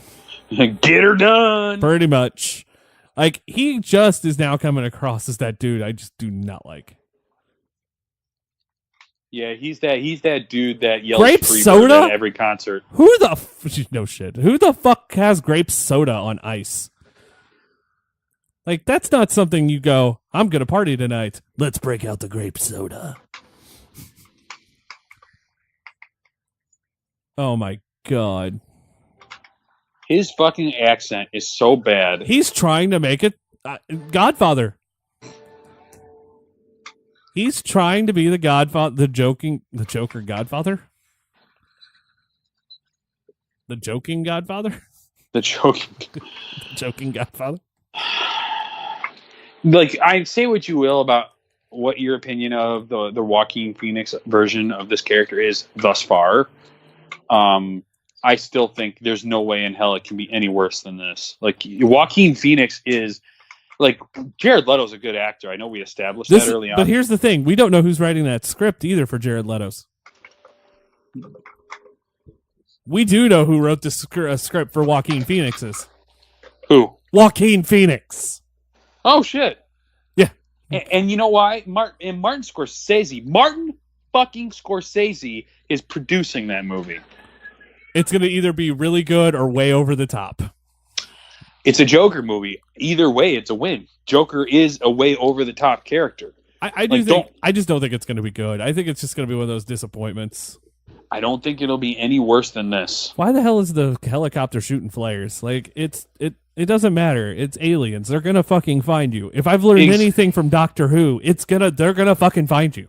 Your bullshit flares are not going to help a lick of difference. And they're not even aliens. They're like... And that's another thing. Like, what the fuck is it? It's not an alien. Is it a monster? You could what's the word? Crap. The word for... It's like a ghost kind of thing. A demonic possession. No, it's not that. An interdimensional being. Yeah, that's close enough. Oh my god. This is the worst episode of The Walking Dead I've ever seen. Did you hear that The Walking Dead, like, bombed? Andrew Lincoln is like leaving the show, so like the showrunners thought like this, like they would like get an uptick in like their viewings like numbers or whatever, but fucking Doctor Who killed it so much that it's like fucking Walking Dead bombed. Oh, Sunday nights now is going to be a hard night for some television watchers. Like, Walking Dead put up the lowest numbers it's put up since its very first episode in the very first season. Oh, it's time. It's time. Just kill Daryl Dixon. Let's let the zombies win. Let's go. They will never kill The Walking Dead, because The Walking Dead is like even though like it performed as bad as it did, that's only by The Walking Dead standards. By any other normal standards, it was still a hit. I think it's time. I think it's just time. The show's running its course. It just kill. Like, the walkers are going to win. The walkers are going to win in the long run. I mean, shit. There's no way that humans end up... Like, I used to be such a hardcore fan of that show, and then, like, the 7th season lost me, and then the 8th season lost me even more, and now this... I haven't watched it yet. Like, I'll probably watch the season premiere after we do this episode just to catch up on it. But it's, like... The show is just not what it used to be. It's oh my god, it sucks now. And, like, a lot of TV... Like, I was having this problem where I've been trying to, like, look for stuff to watch, and there's just, like, nothing on TV in terms of, like, a show to binge or whatever. Nothing's jumping out at me right now. It's been a rough... The new stuff, well, I mean, Doctor Who just premiered, but again, that's only one episode into a new season, so... Right. Oh, like, I've been going back and watching, like, I started watching the show called The Strain. Yeah. which is pretty good. Not great. Like I'm not like that's some super hooked incestual into it. sex shit. Bring me my sister's heart. Sorry, I had to. Like Dum dum dum dum dum dum. this is. I by this point in the She movie, has a heart on. Wop, wop, wop, Yep. wow. Yep. By this point in the movie, I've completely lost interest. Like so much shit is going on. Like This is what happens when you vape too much. I'm getting your worst bitch. I'm getting into it. I'm finally getting jokes down. God, it took a while. I got chills that multiply. God damn. It's electrifying. I can't like. God, could you have seen this as a musical? I could you imagine like a John Waters musical version of Suicide Squad? I'm in. I'm fucking in. Make that Done. happen. I'm in for a penny, in for a pound on anything John Waters does. Anything. Have you seen Cecil B. Demented? Of course. That is a CineCrap movie waiting to happen. It's my favorite John Waters film, though. I think my favorite John Waters film is definitely either, Pink Flamingos, obviously. Great movie. Or I really like A Dirty Shame. Also a great movie. Everything he does is great. Like his movies, like one of my favorite movies of his. Isn't this where you find out the fucking plot? Yeah. We finally find out what the actual real plot of the movie is, and it's more than halfway over. Oh my God. I think I'm like 1 second ahead of you. You might be. Because No. I went to go check the time on the movie and I hit pause on accident. We are now an hour and 21 minutes into this 2-hour piece of shit. We only have 40 minutes left. We still have 40 fucking minutes left. Here we go. Here's another flash. Like, these flashbacks are so, like, ill-timed and ill-defined. Like, this movie, like, even if you watch the extended cut, like, in the way that Batman v... Like, the ultimate cut of Batman v Superman fixes all that movie's problems. Whether you like the movie is still up for grabs. But in terms... You know what would help here? What? If they would just send Wayne and Garth through the screen going... Diddle-doo, diddle-doo, diddle-doo. At least it would have made it entertaining. Here, it's just fucking nonsensical and dumb as shit. Like, Batman v Superman, one of its problems was that, structurally speaking, it was a mess. But then they came out with their extended cut, and even though the movie's, like, now 3 hours long, the movie makes sense. It works, and it's great. Whereas this movie's extended cut is even more incomprehensible than the theatrical version.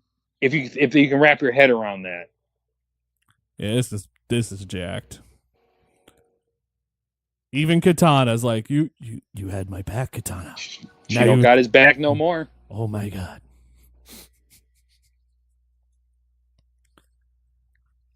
Crap. There's just like it's so frustrating, like I was saying earlier, because you're watching this and you can see the skeletal structure of something that had the potential to be so much greater than what it is we're actually watching. By the way, Harley Quinn, what a bartender. Because shit. That fucking drink she's holding looks delicious. And also Deadshot was doing shots of Johnny Walker Black. Just want to point that out. Deadpool drink. I mean, Deadshot. Son of a bitch. 2 drinks.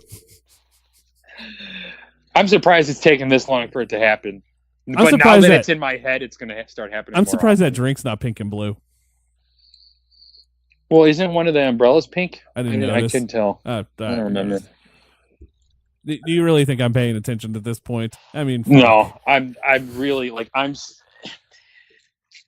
it was so fun because in the lead up to doing this episode, I was so excited to talk so much mad shit, and like it's like picking on the kid with Down syndrome on the short bus. Dear God, man. Like that's something I'd never advocate, would never do, but this movie is so fucking. There are movies that are bad that are fun to make fun of, like Manos: The Hands of Fate. It's so bad, it's great. This is just like you feel guilty because it's like, it's like the little movie that could. Like it's like this is just not fun to make fun of anymore because it's just so fucking frustrating. And then there's those movies that are bad that you just go, dear God, just put me out of my misery. This is what happens when a horse breaks its leg. And that's, you know what's fucked up is you're saying like this movie is that incomprehensible and it's that frustrating and it's that hard to make fun of because of how bad it is, and this is still middle of the road. Like this isn't even the worst it can get. So imagine like doing a CineCrap episode on Catwoman. Now, see, that'd be great. I'm all for that. That'll happen eventually because Batman and Robin's on the list. But it's like, you know what I would want to do a CineCrap episode on if we were doing like stupid, really fucking bad comic book movies. Well, I mean, I would want to do a CineCrap episode on The Spirit. Do you remember that movie? Yeah, that one's on my list of really bad ones. But the first one, and I can't think of the name of it, Sin City, was fucking great. The first Sin City movie was, I would say, fucking revolutionary. Like that movie, it looked great. It looked like, you have comic book movies that are faithful to the source material, but they look more like films. Like this movie literally looked like a comic book brought to life, and it was so faithful to those books. Because if you read those books, he literally just adapted the books. Like it wasn't like an open for interpretation. Like he straight up, Frank Miller and Robert Rodriguez straight up adapted those books. Oh, like that is one of the greatest comic book movies ever made. So Harley Quinn's using her psychology degree right here, but she's using it for bad. Like, you killed someone, own that shit. Okay. I don't feel like, and now we'd have to go back and rewatch it. So, and I'm not doing that. I'm not going to watch this movie again for a long time after today. But I feel like when we were watching the scenes of her as Dr. Harleen Quinzel before she became Harley Quinn, I feel like she didn't have the accent, or it wasn't as thick. I feel like the accent, like her real thick, like Queens, Brooklyn accent. It's a Harley thing. It's just a Harley Quinn thing. Okay. Like when she becomes Harley, like no, when she's the actual psychiatrist, she's completely different. She has a different voice and everything. And then when she becomes Harley Quinn, it's like a whole new persona. Okay. So speaking of Harley Quinn. Yes.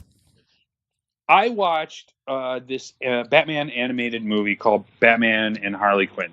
Yes. Which was animated in the style of like the old school Batman the Animated Series, but it's a completely new story.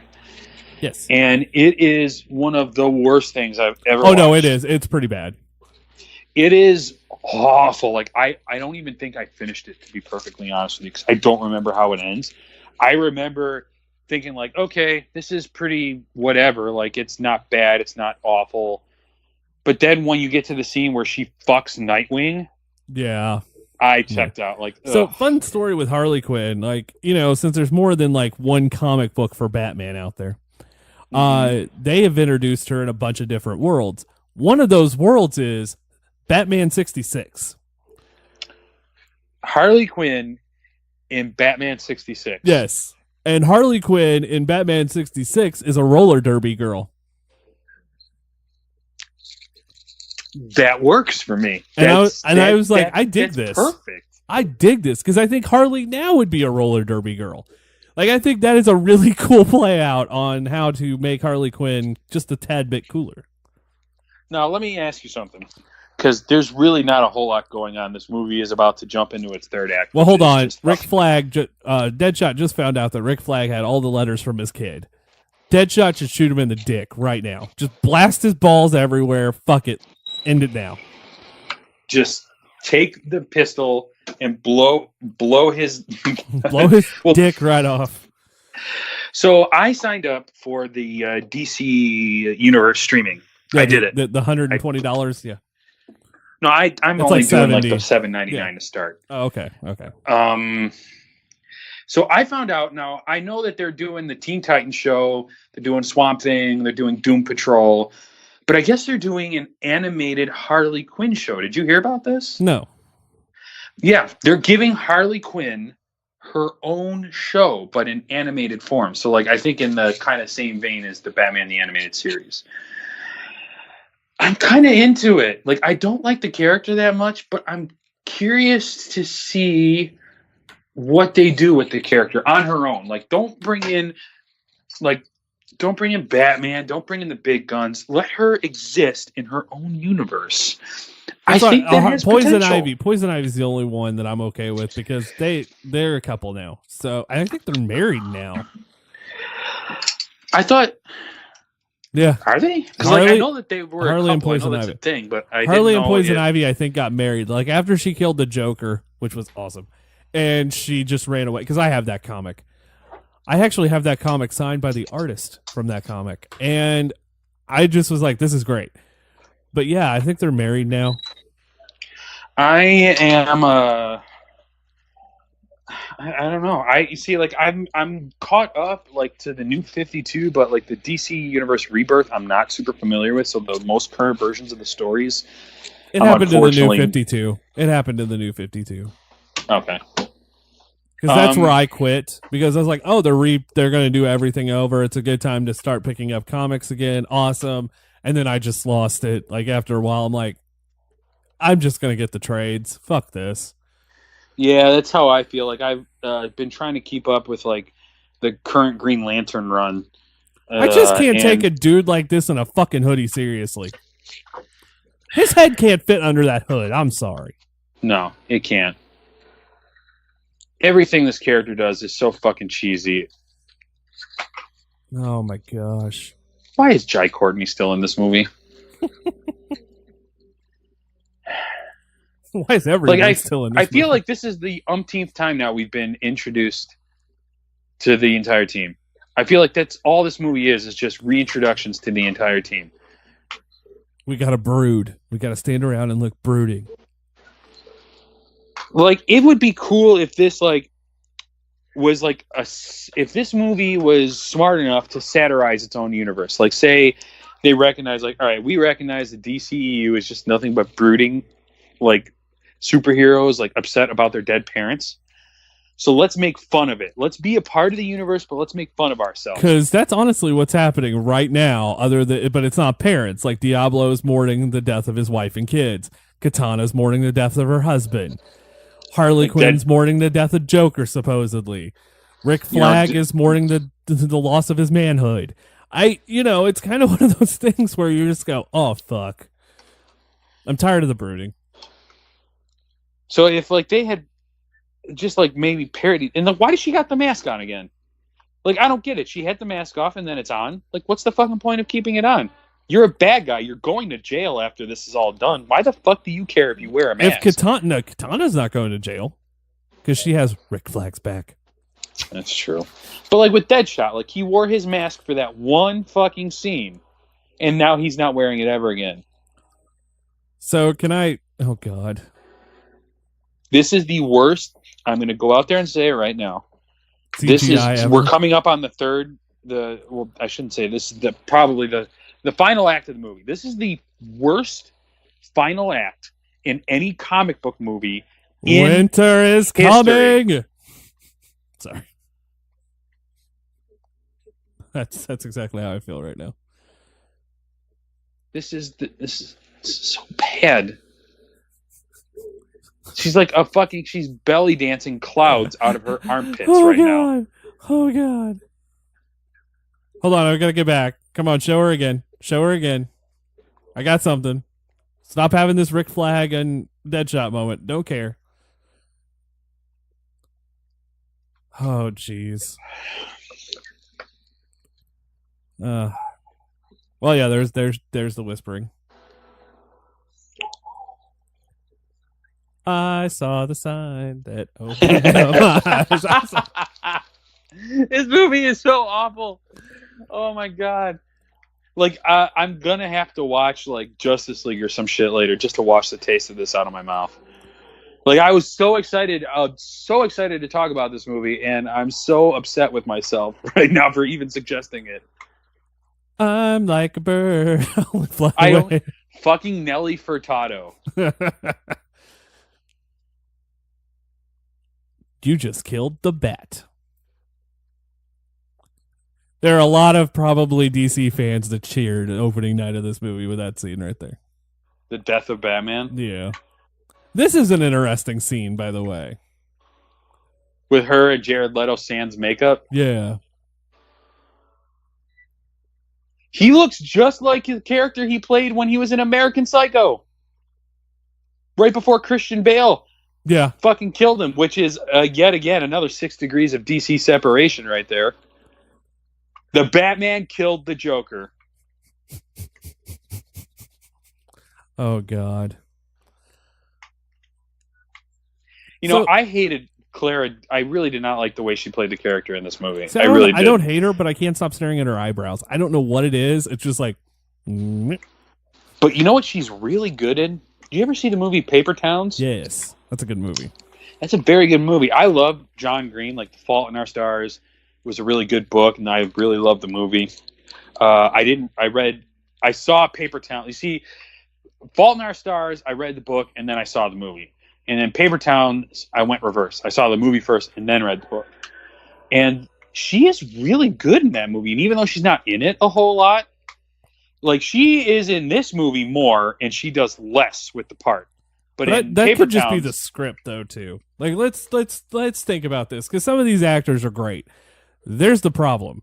However, I think Rick Flag should have just been fucking RoboCop in this, and it would have been a much better movie. But he's, like, given the right part, he's a decent actor. Like, you watch Altered Carbon, and he's fucking phenomenal in that show. But then you watch this, and he's awful. He's really good as a fucking scumbag do-gooder in House of Cards. Oh, I, Tonya, by the way, for Margot Robbie. If you haven't seen I, Tonya, you should. It is damn really good, though. Yeah. Like Will Smith shouting here like a few seconds ago, "You're evil!" Like, that is, I'm not wearing hockey pads level of bad. You leave the Mighty Ducks out of this, you bastard. Nothing. Love the Mighty Ducks. I like the first one, but they kind of go downhill after that. I love the second one's my favorite. It's Knuckle Puck time. Yeah, I do. Oh my God, Margot Robbie's in a movie coming out soon that I feel that we will just automatically put in CineCrap. What? Tourism Australia. Dundee, the son of a legend, returns home. Oh, it's a 3-minute short. Never mind. Damn. Yeah, they made a commercial with Danny McBride as Crocodile Dundee, and Chris Hemsworth is like his pal. And it was like, the joke was that it was going to be a trailer for a new Crocodile Dundee, but it was really just a short advertising. I just got excited, damn it. Yeah, like I get excited with anything to do with Danny McBride. Like, I think he's one of the funniest dudes working in Hollywood today. Like, I fucking love Danny McBride. My favorite line of Danny McBride's at any movie is, "You just got killed by a day, woo!" My favorite line is in Tropic Thunder when he sets off the explosions. He's like, "Big ass titties!" Boom! And blows everything up. So, I'm not a big fan of Tropic Thunder. It's an okay movie. It hasn't aged very well, but it's still. But I like his role, and I like, to a point, I like, crap. I can see his face. I just forgot his name. Holy crap. Ben Stiller? No. Robert Downey? Yes, Robert Downey Jr. I'm the dude playing a dude disguised as another dude. It does not hold up well. It doesn't. It really doesn't. Like, it suffers from what I like to refer to as Borat syndrome. Like, it was so funny the first time, and it gets subsequently less funny every time you watch it. Oh God, Borat! I haven't watched that movie in years. I'd probably be fucking great now. Haven't seen it in a long time. I'd probably laugh my ass off at some Borat. Like, I've watched like Bruno, and that movie wasn't that funny, except one of the you've seen Bruno, right? Yes. One of the all-time great scenes is when he's doing like the promotional video, and you see his dick hole yell, "Bruno!"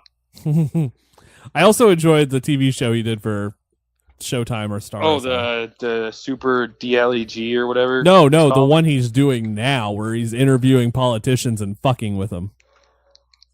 I'm surprised they didn't get him to play Freddie Mercury. That was the original plan.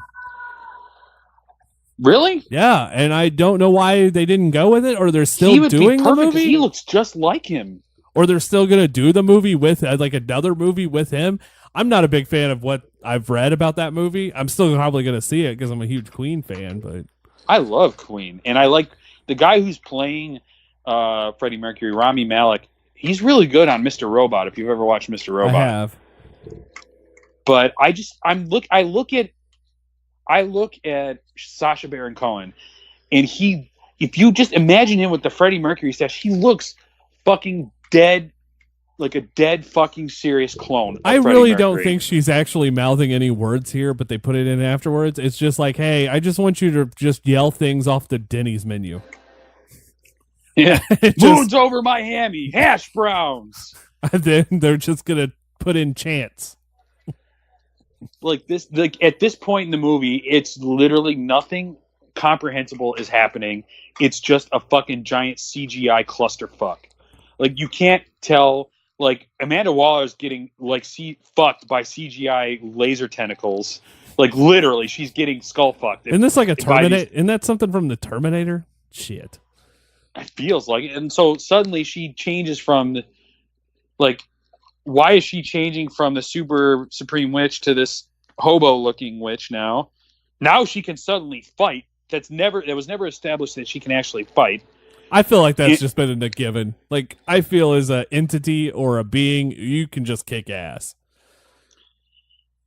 Maybe, but it's a superhero movie. You automatically have to assume the superheroes can fight. Like, you're not going to end up in a fucking superhero movie where the main... But some superheroes can't fight. Some superheroes are just, like, powerful. Yeah, but even that, like, you're not going to end up in a movie where the main character is fucking Quail Man. It's not going to happen. Fucking Quail Man. That Doug's first movie needs to end up on CineCrap. So, like, right now in the movie... Like, I know we haven't really been talking about it too much, but, like, right now it's just a hodgepodge of, like, it's like a light show. There's, like, sparks flying. There's, so it's like the Power Rangers? Going. Huh? It's like the Power Rangers? Yeah. You remember? Because every time a Power Ranger got hit, sparks. There's, like, lightning going on in the background. Like, the fucking Diablo just got killed for some reason. Crocodile is coming out of the lake in the background. There's Quinn more gratuitous ass shots from Harley Quinn. Rick Flag is just getting his ass beat. There's just like they're going up against the witch, like the enchantress. Fucking Boomerang ain't doing shit right now. That ain't gonna do anything. Congratulations. Like, his bullets are doing nothing to her. Croc did. And the only reason Croc's even doing anything is because he snuck up on her. So he had a momentary advantage. Croc's head is oddly shaped. Like, it doesn't look like it belongs on that body. Like, the Killer Croc character is, like, supposed to be way bigger than he's represented in the movie. This version of Killer Croc looks like a very dumbed down version of the Thing. Like from the first Fantastic Four movie? Yeah. It's like they took the same costume and just painted it black and white.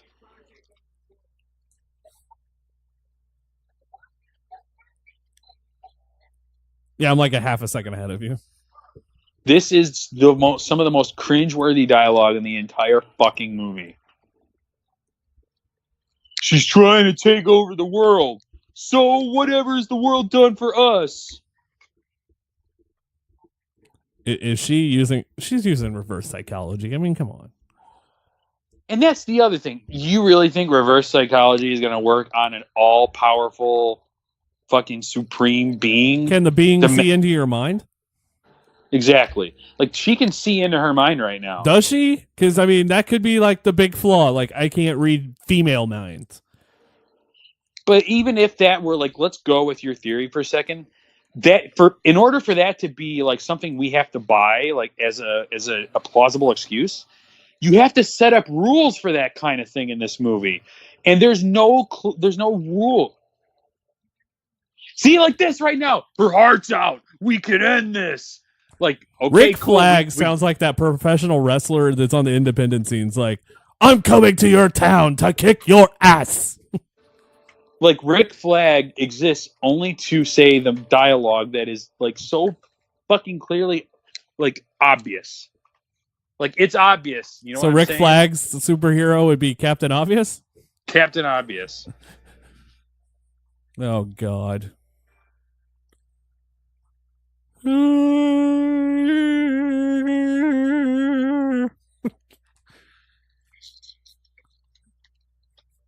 I just stared at Killer Croc's nipple. I don't know what the fuck caused that to happen. Shit, man. Fire in the hole!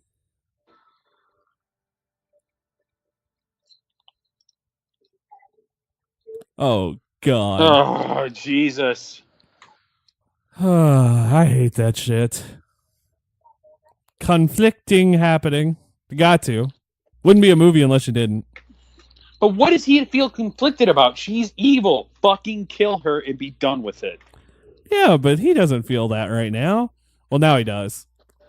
But she's an evil being. It's not even like, you know, we've established that the woman that she's possessing is lost, or at least, or so we think. So he should feel no remorse in killing this being that has completely taken over this woman and is intent on killing everyone and ruling the world. Kaboom! Oh, Lord. Are we doing the after credit scene? No, we're not. I can't. We can talk about it real quick if you want. Like, let's talk about it right now because I really have no interest in watching this movie past the credits.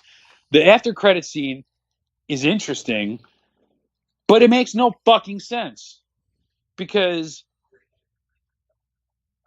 that's the one where Joker busts her out, right? No, I'm talking about the Ben Affleck scene. Oh, I get this. They're all confused to me, like, at some point. Like, there's the credit scene where, you know, it technically isn't the after credit scene because it happens before the credits. Yeah.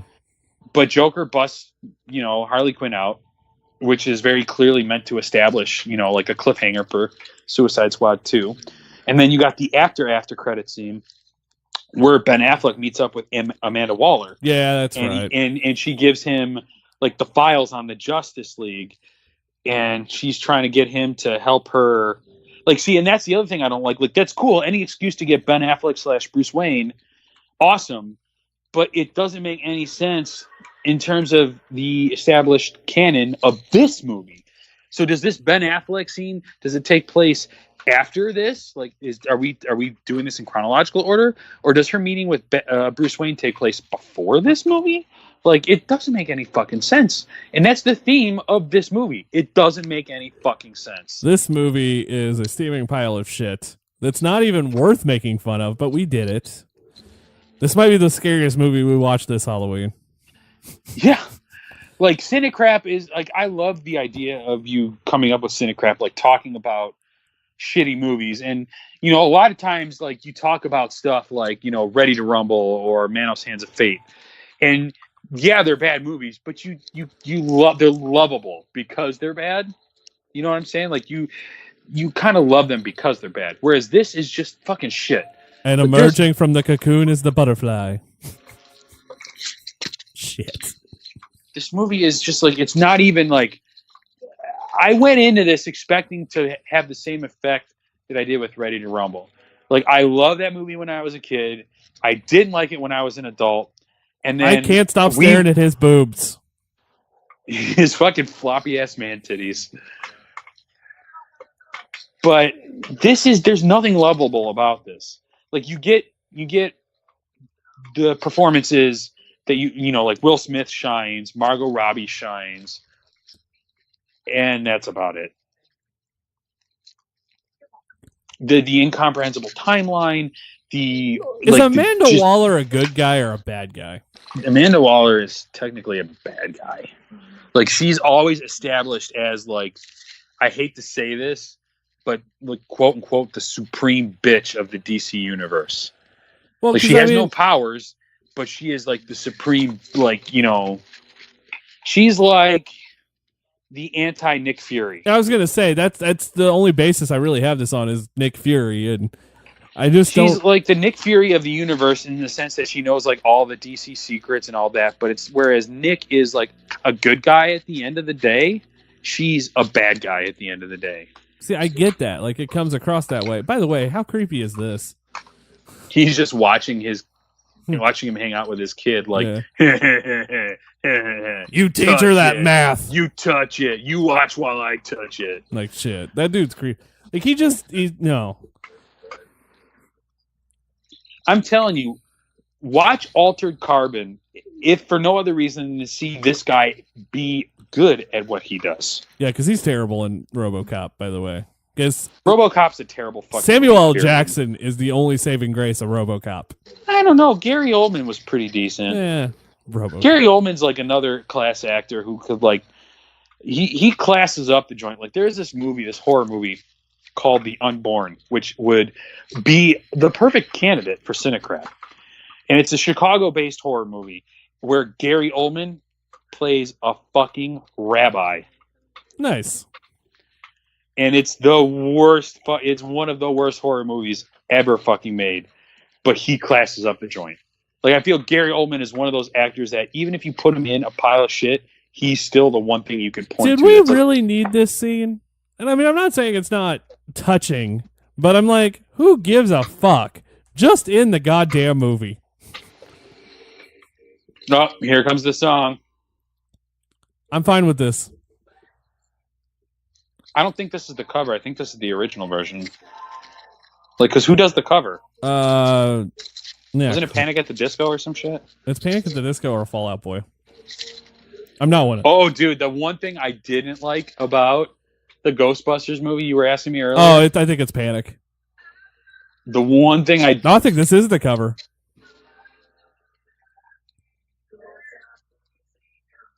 Maybe. I don't know. It sounds suspiciously like the original, but the one thing I the Ghostbusters theme by Fall Out Boy. The Fall Out Boy Ghostbusters theme. It was so fucking awful. Yeah, it's the cover for this is Panic. Okay. Now, is this the Panic version playing right now, or is this the I don't Queen have version? it loud enough to know. I can't tell. It sounds just like the Queen version, but see, here we go. Here's the bust out I scene. turned up the sound at the worst possible time. Like I hit the volume up button when the thing blew. Yeah. So my neighbors probably just shit themselves.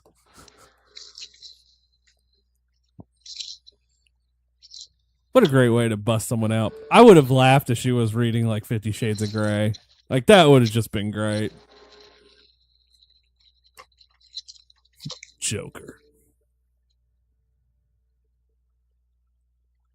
How is he not scarred from being in a plane that blew up?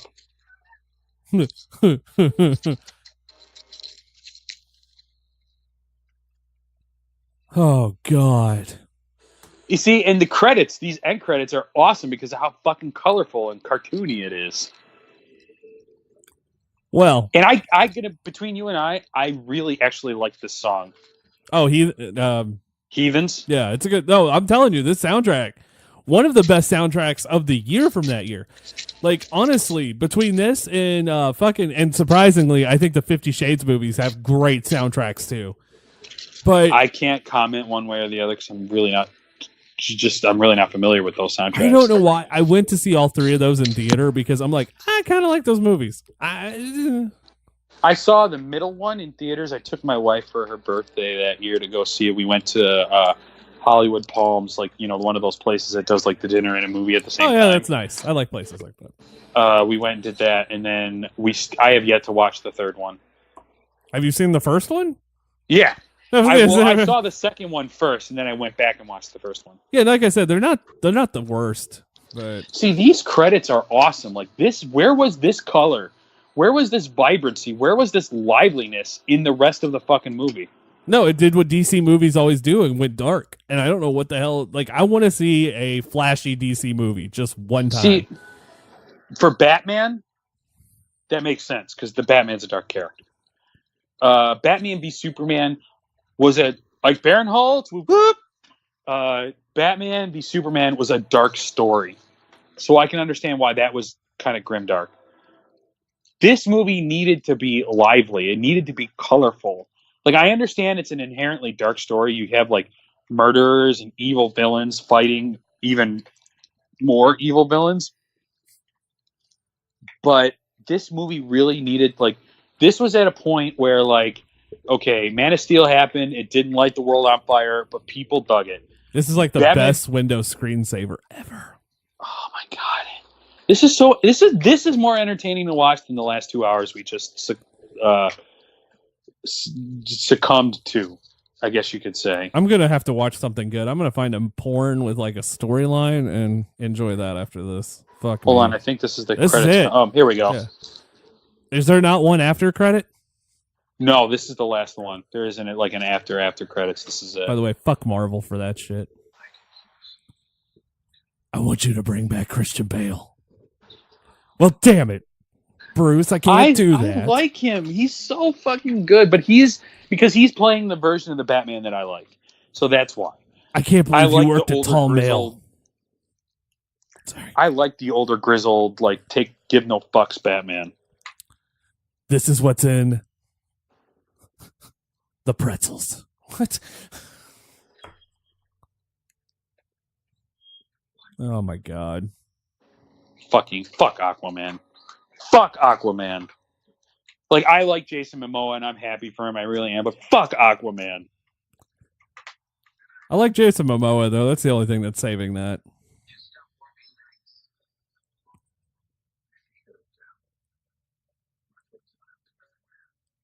That's such a badass line. I'm sorry. Like, in this whole movie, that's the most badass line. She's like, "You still working nights?" He's like, "You should shut it down, or me and my friends will shut it down for." Like, the way he says it is so badass because you know he's talking about the Justice League. Like, oh my god, it's coming to a point where I feel like that's where this was going, was the Justice League versus the Suicide Squad. Like, I feel like that's where this is going. I agree with you. And, I hadn't actually thought about that until you said it, but I feel like that would probably be like, or they're gonna have to team up like X-Men 2. I don't think that's gonna. I think the DCEU as we know it is done. I think the DCEU is done. I think after we get Aquaman and we get the Wonder Woman 84, I think they're gonna straight up from this point forward just do. I don't think that. If I remember correctly, I read some story somewhere. I think they're abandoning the interconnected universe and they're just going to do separate movies from now on, which I'm okay with. Well, I think Marvel did it. Just beat everyone to the punch. I'm done with this. I'm fucking turning off my PlayStation. Like, Marvel beat I did too. I hit pause. Like, and turn off the PS4. Like, Marvel did it so fast and did it so quickly. I don't know. But you know what? They did it fast, but they didn't. Like, if you think about it, there's been what? Like, with Ant-Man and the Wasp marks the 20th Marvel movie.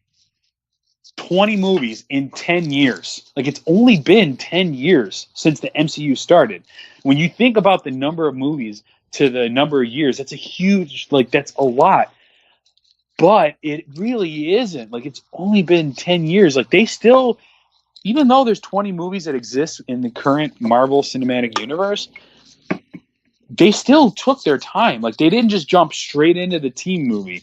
Like, they did Iron Man, they did Iron Man 2, they did Hulk, they did Thor, they did Cap. Like, they established each one of their characters as a fully fleshed out thing before they went into the team up movie, which unfortunately DC didn't do. And that sucks.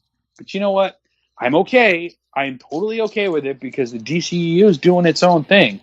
And I like Batman v Superman. I fucking love Justice League. I love Justice League. I like, I love Wonder Woman. I don't like this movie, but, whatever. It is what it is. We will, if anybody wants to pay for Brody to get psychiatric help, we will be starting a GoFundMe. Hey, I have no.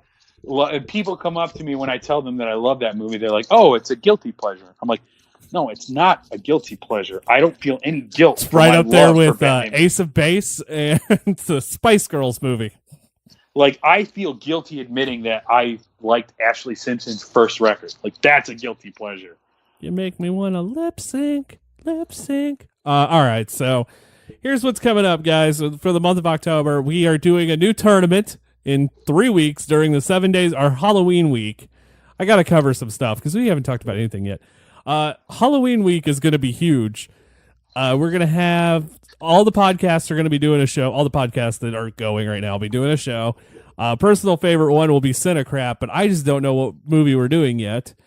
I am so excited because as just, even though I contribute to the magazine as a fan of what you guys do, like I'm a fucking hardcore horror nerd, like more than comic books, more than video games, more than anything in this world. My biggest nerd factor is horror movies. Like that is the thing that is the cornerstone of my entire nerd life. Well, that's not the tournament. I'm gonna make you sad. I'm just like I'm excited to see what you guys like. I like the new logo you have on the website. Oh, the Halloween one, yeah, for Halloween week. Okay, so the tournament though, and prepare yourself, is all going to take place in those 7 days. Okay, it is going to be what is the greatest Halloween treat. Ooh, it's a kind of a left field one. So which means on Spooktacular 5 for live, we're eating candy. I really like the pumpkin the pumpkin Reese's. Like I know there's no different flavor to it.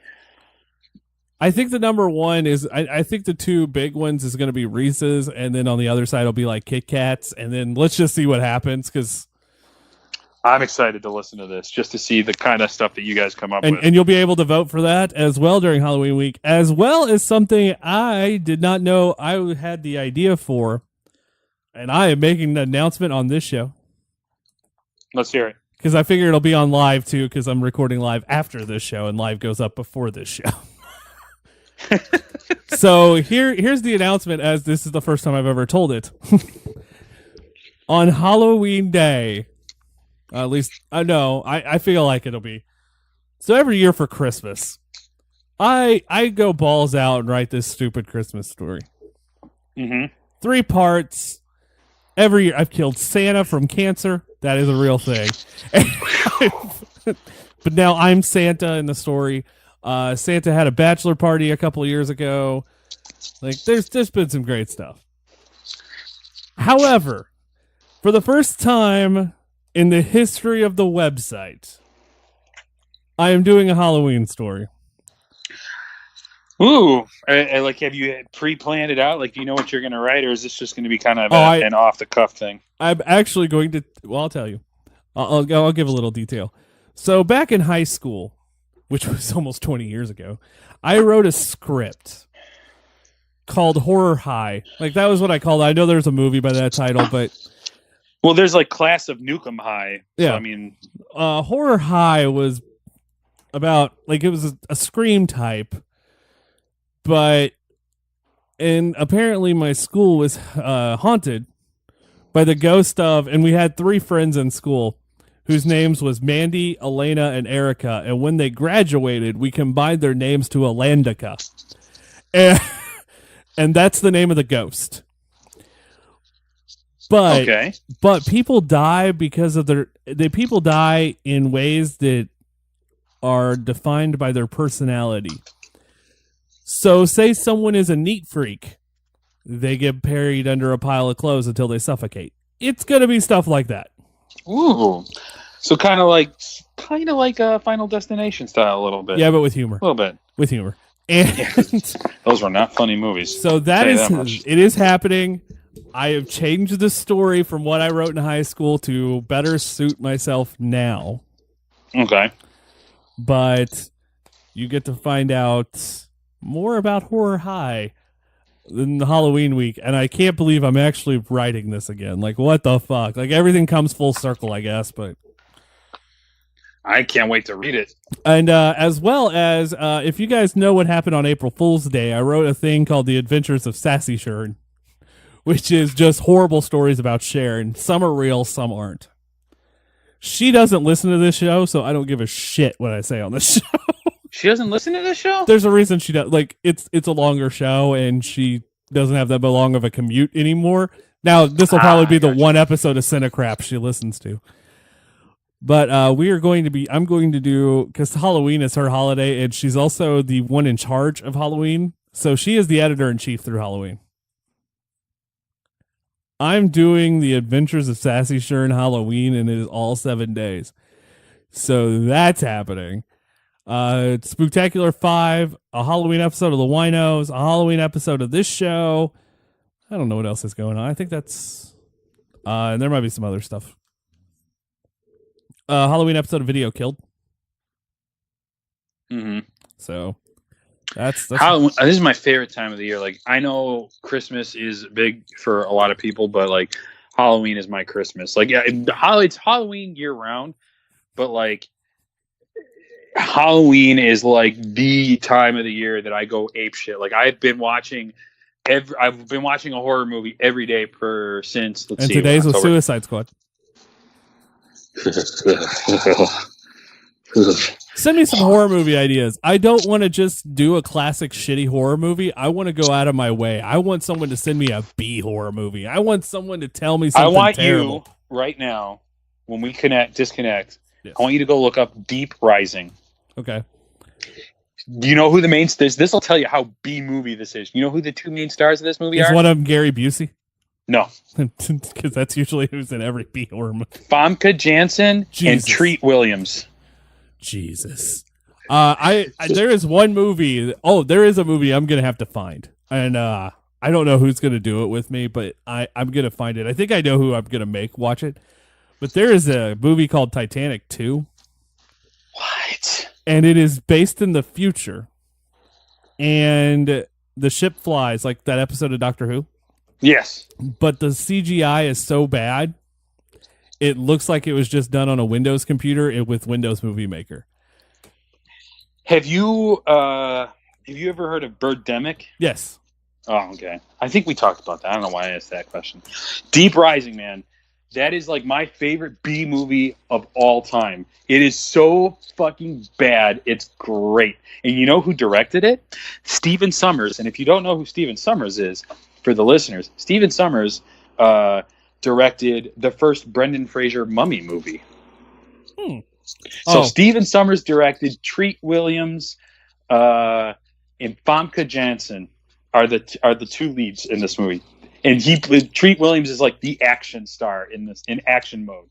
So that is like the B-est of the B movies. Like I live for shitty movies. Like much like the angry video game nerd lives for shitty video games.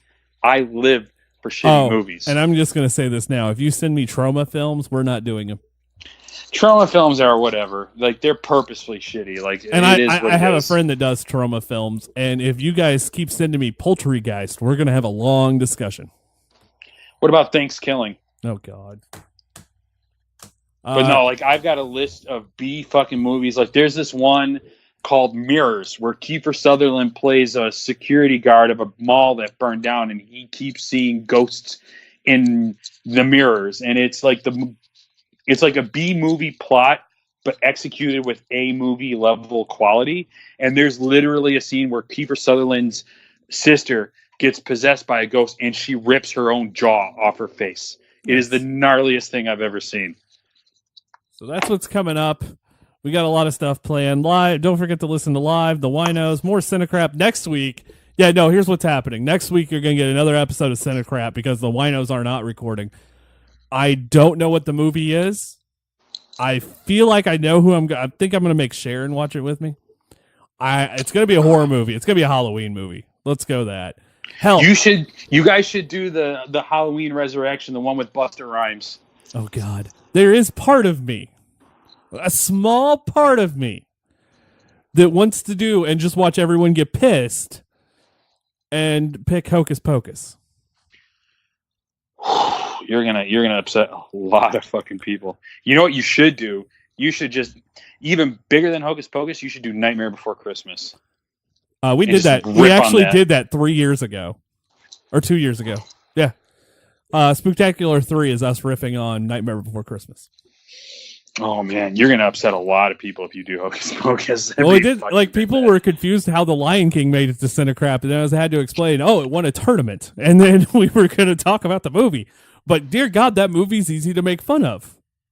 You could honestly I know the ethos behind CineCrap is talking about shitty movies, but you could do horror movies could have their own podcast because there are so many shitty horror movies. Like you could do your own horror show and just based on horror movies, let alone every other type of genre. Oh yeah. It's crazy. So that's going to be what's coming up. I'm going to tell Sharon that she's just going to do a random horror movie. I don't know what it'll be. I will let everyone know, but I will not let her know. Oof. I'm so excited. So that's our next episode of CineCrap next week, guys. We will see you next time. Do you want to add anything? I had so much fun chatting with you. Not so much watching the fucking movie. I got to watch something. I got to do something. Yeah, I think I'm going to go watch A Christmas Story just to make myself feel better. I got this movie queued up that I want to watch called Green Room, and I'm super excited. That's where Patrick Stewart plays like a Nazi. I've seen that movie. Yeah, I think I'm going to go watch I think I'm going to go watch A Christmas Story to smile and feel like life is good again. So I will talk. We will see you guys later. Don't forget, we're going to force you to We're going to force you to watch more bad movies. Just know that. Just prepare because it's only going to go down from here. Oh, have you guys done Super Mario Brothers yet? Do. That's coming in the future. I'm gonna watch that now. That's what I'm gonna watch. All right, guys, we'll see you next time for more CineCrap.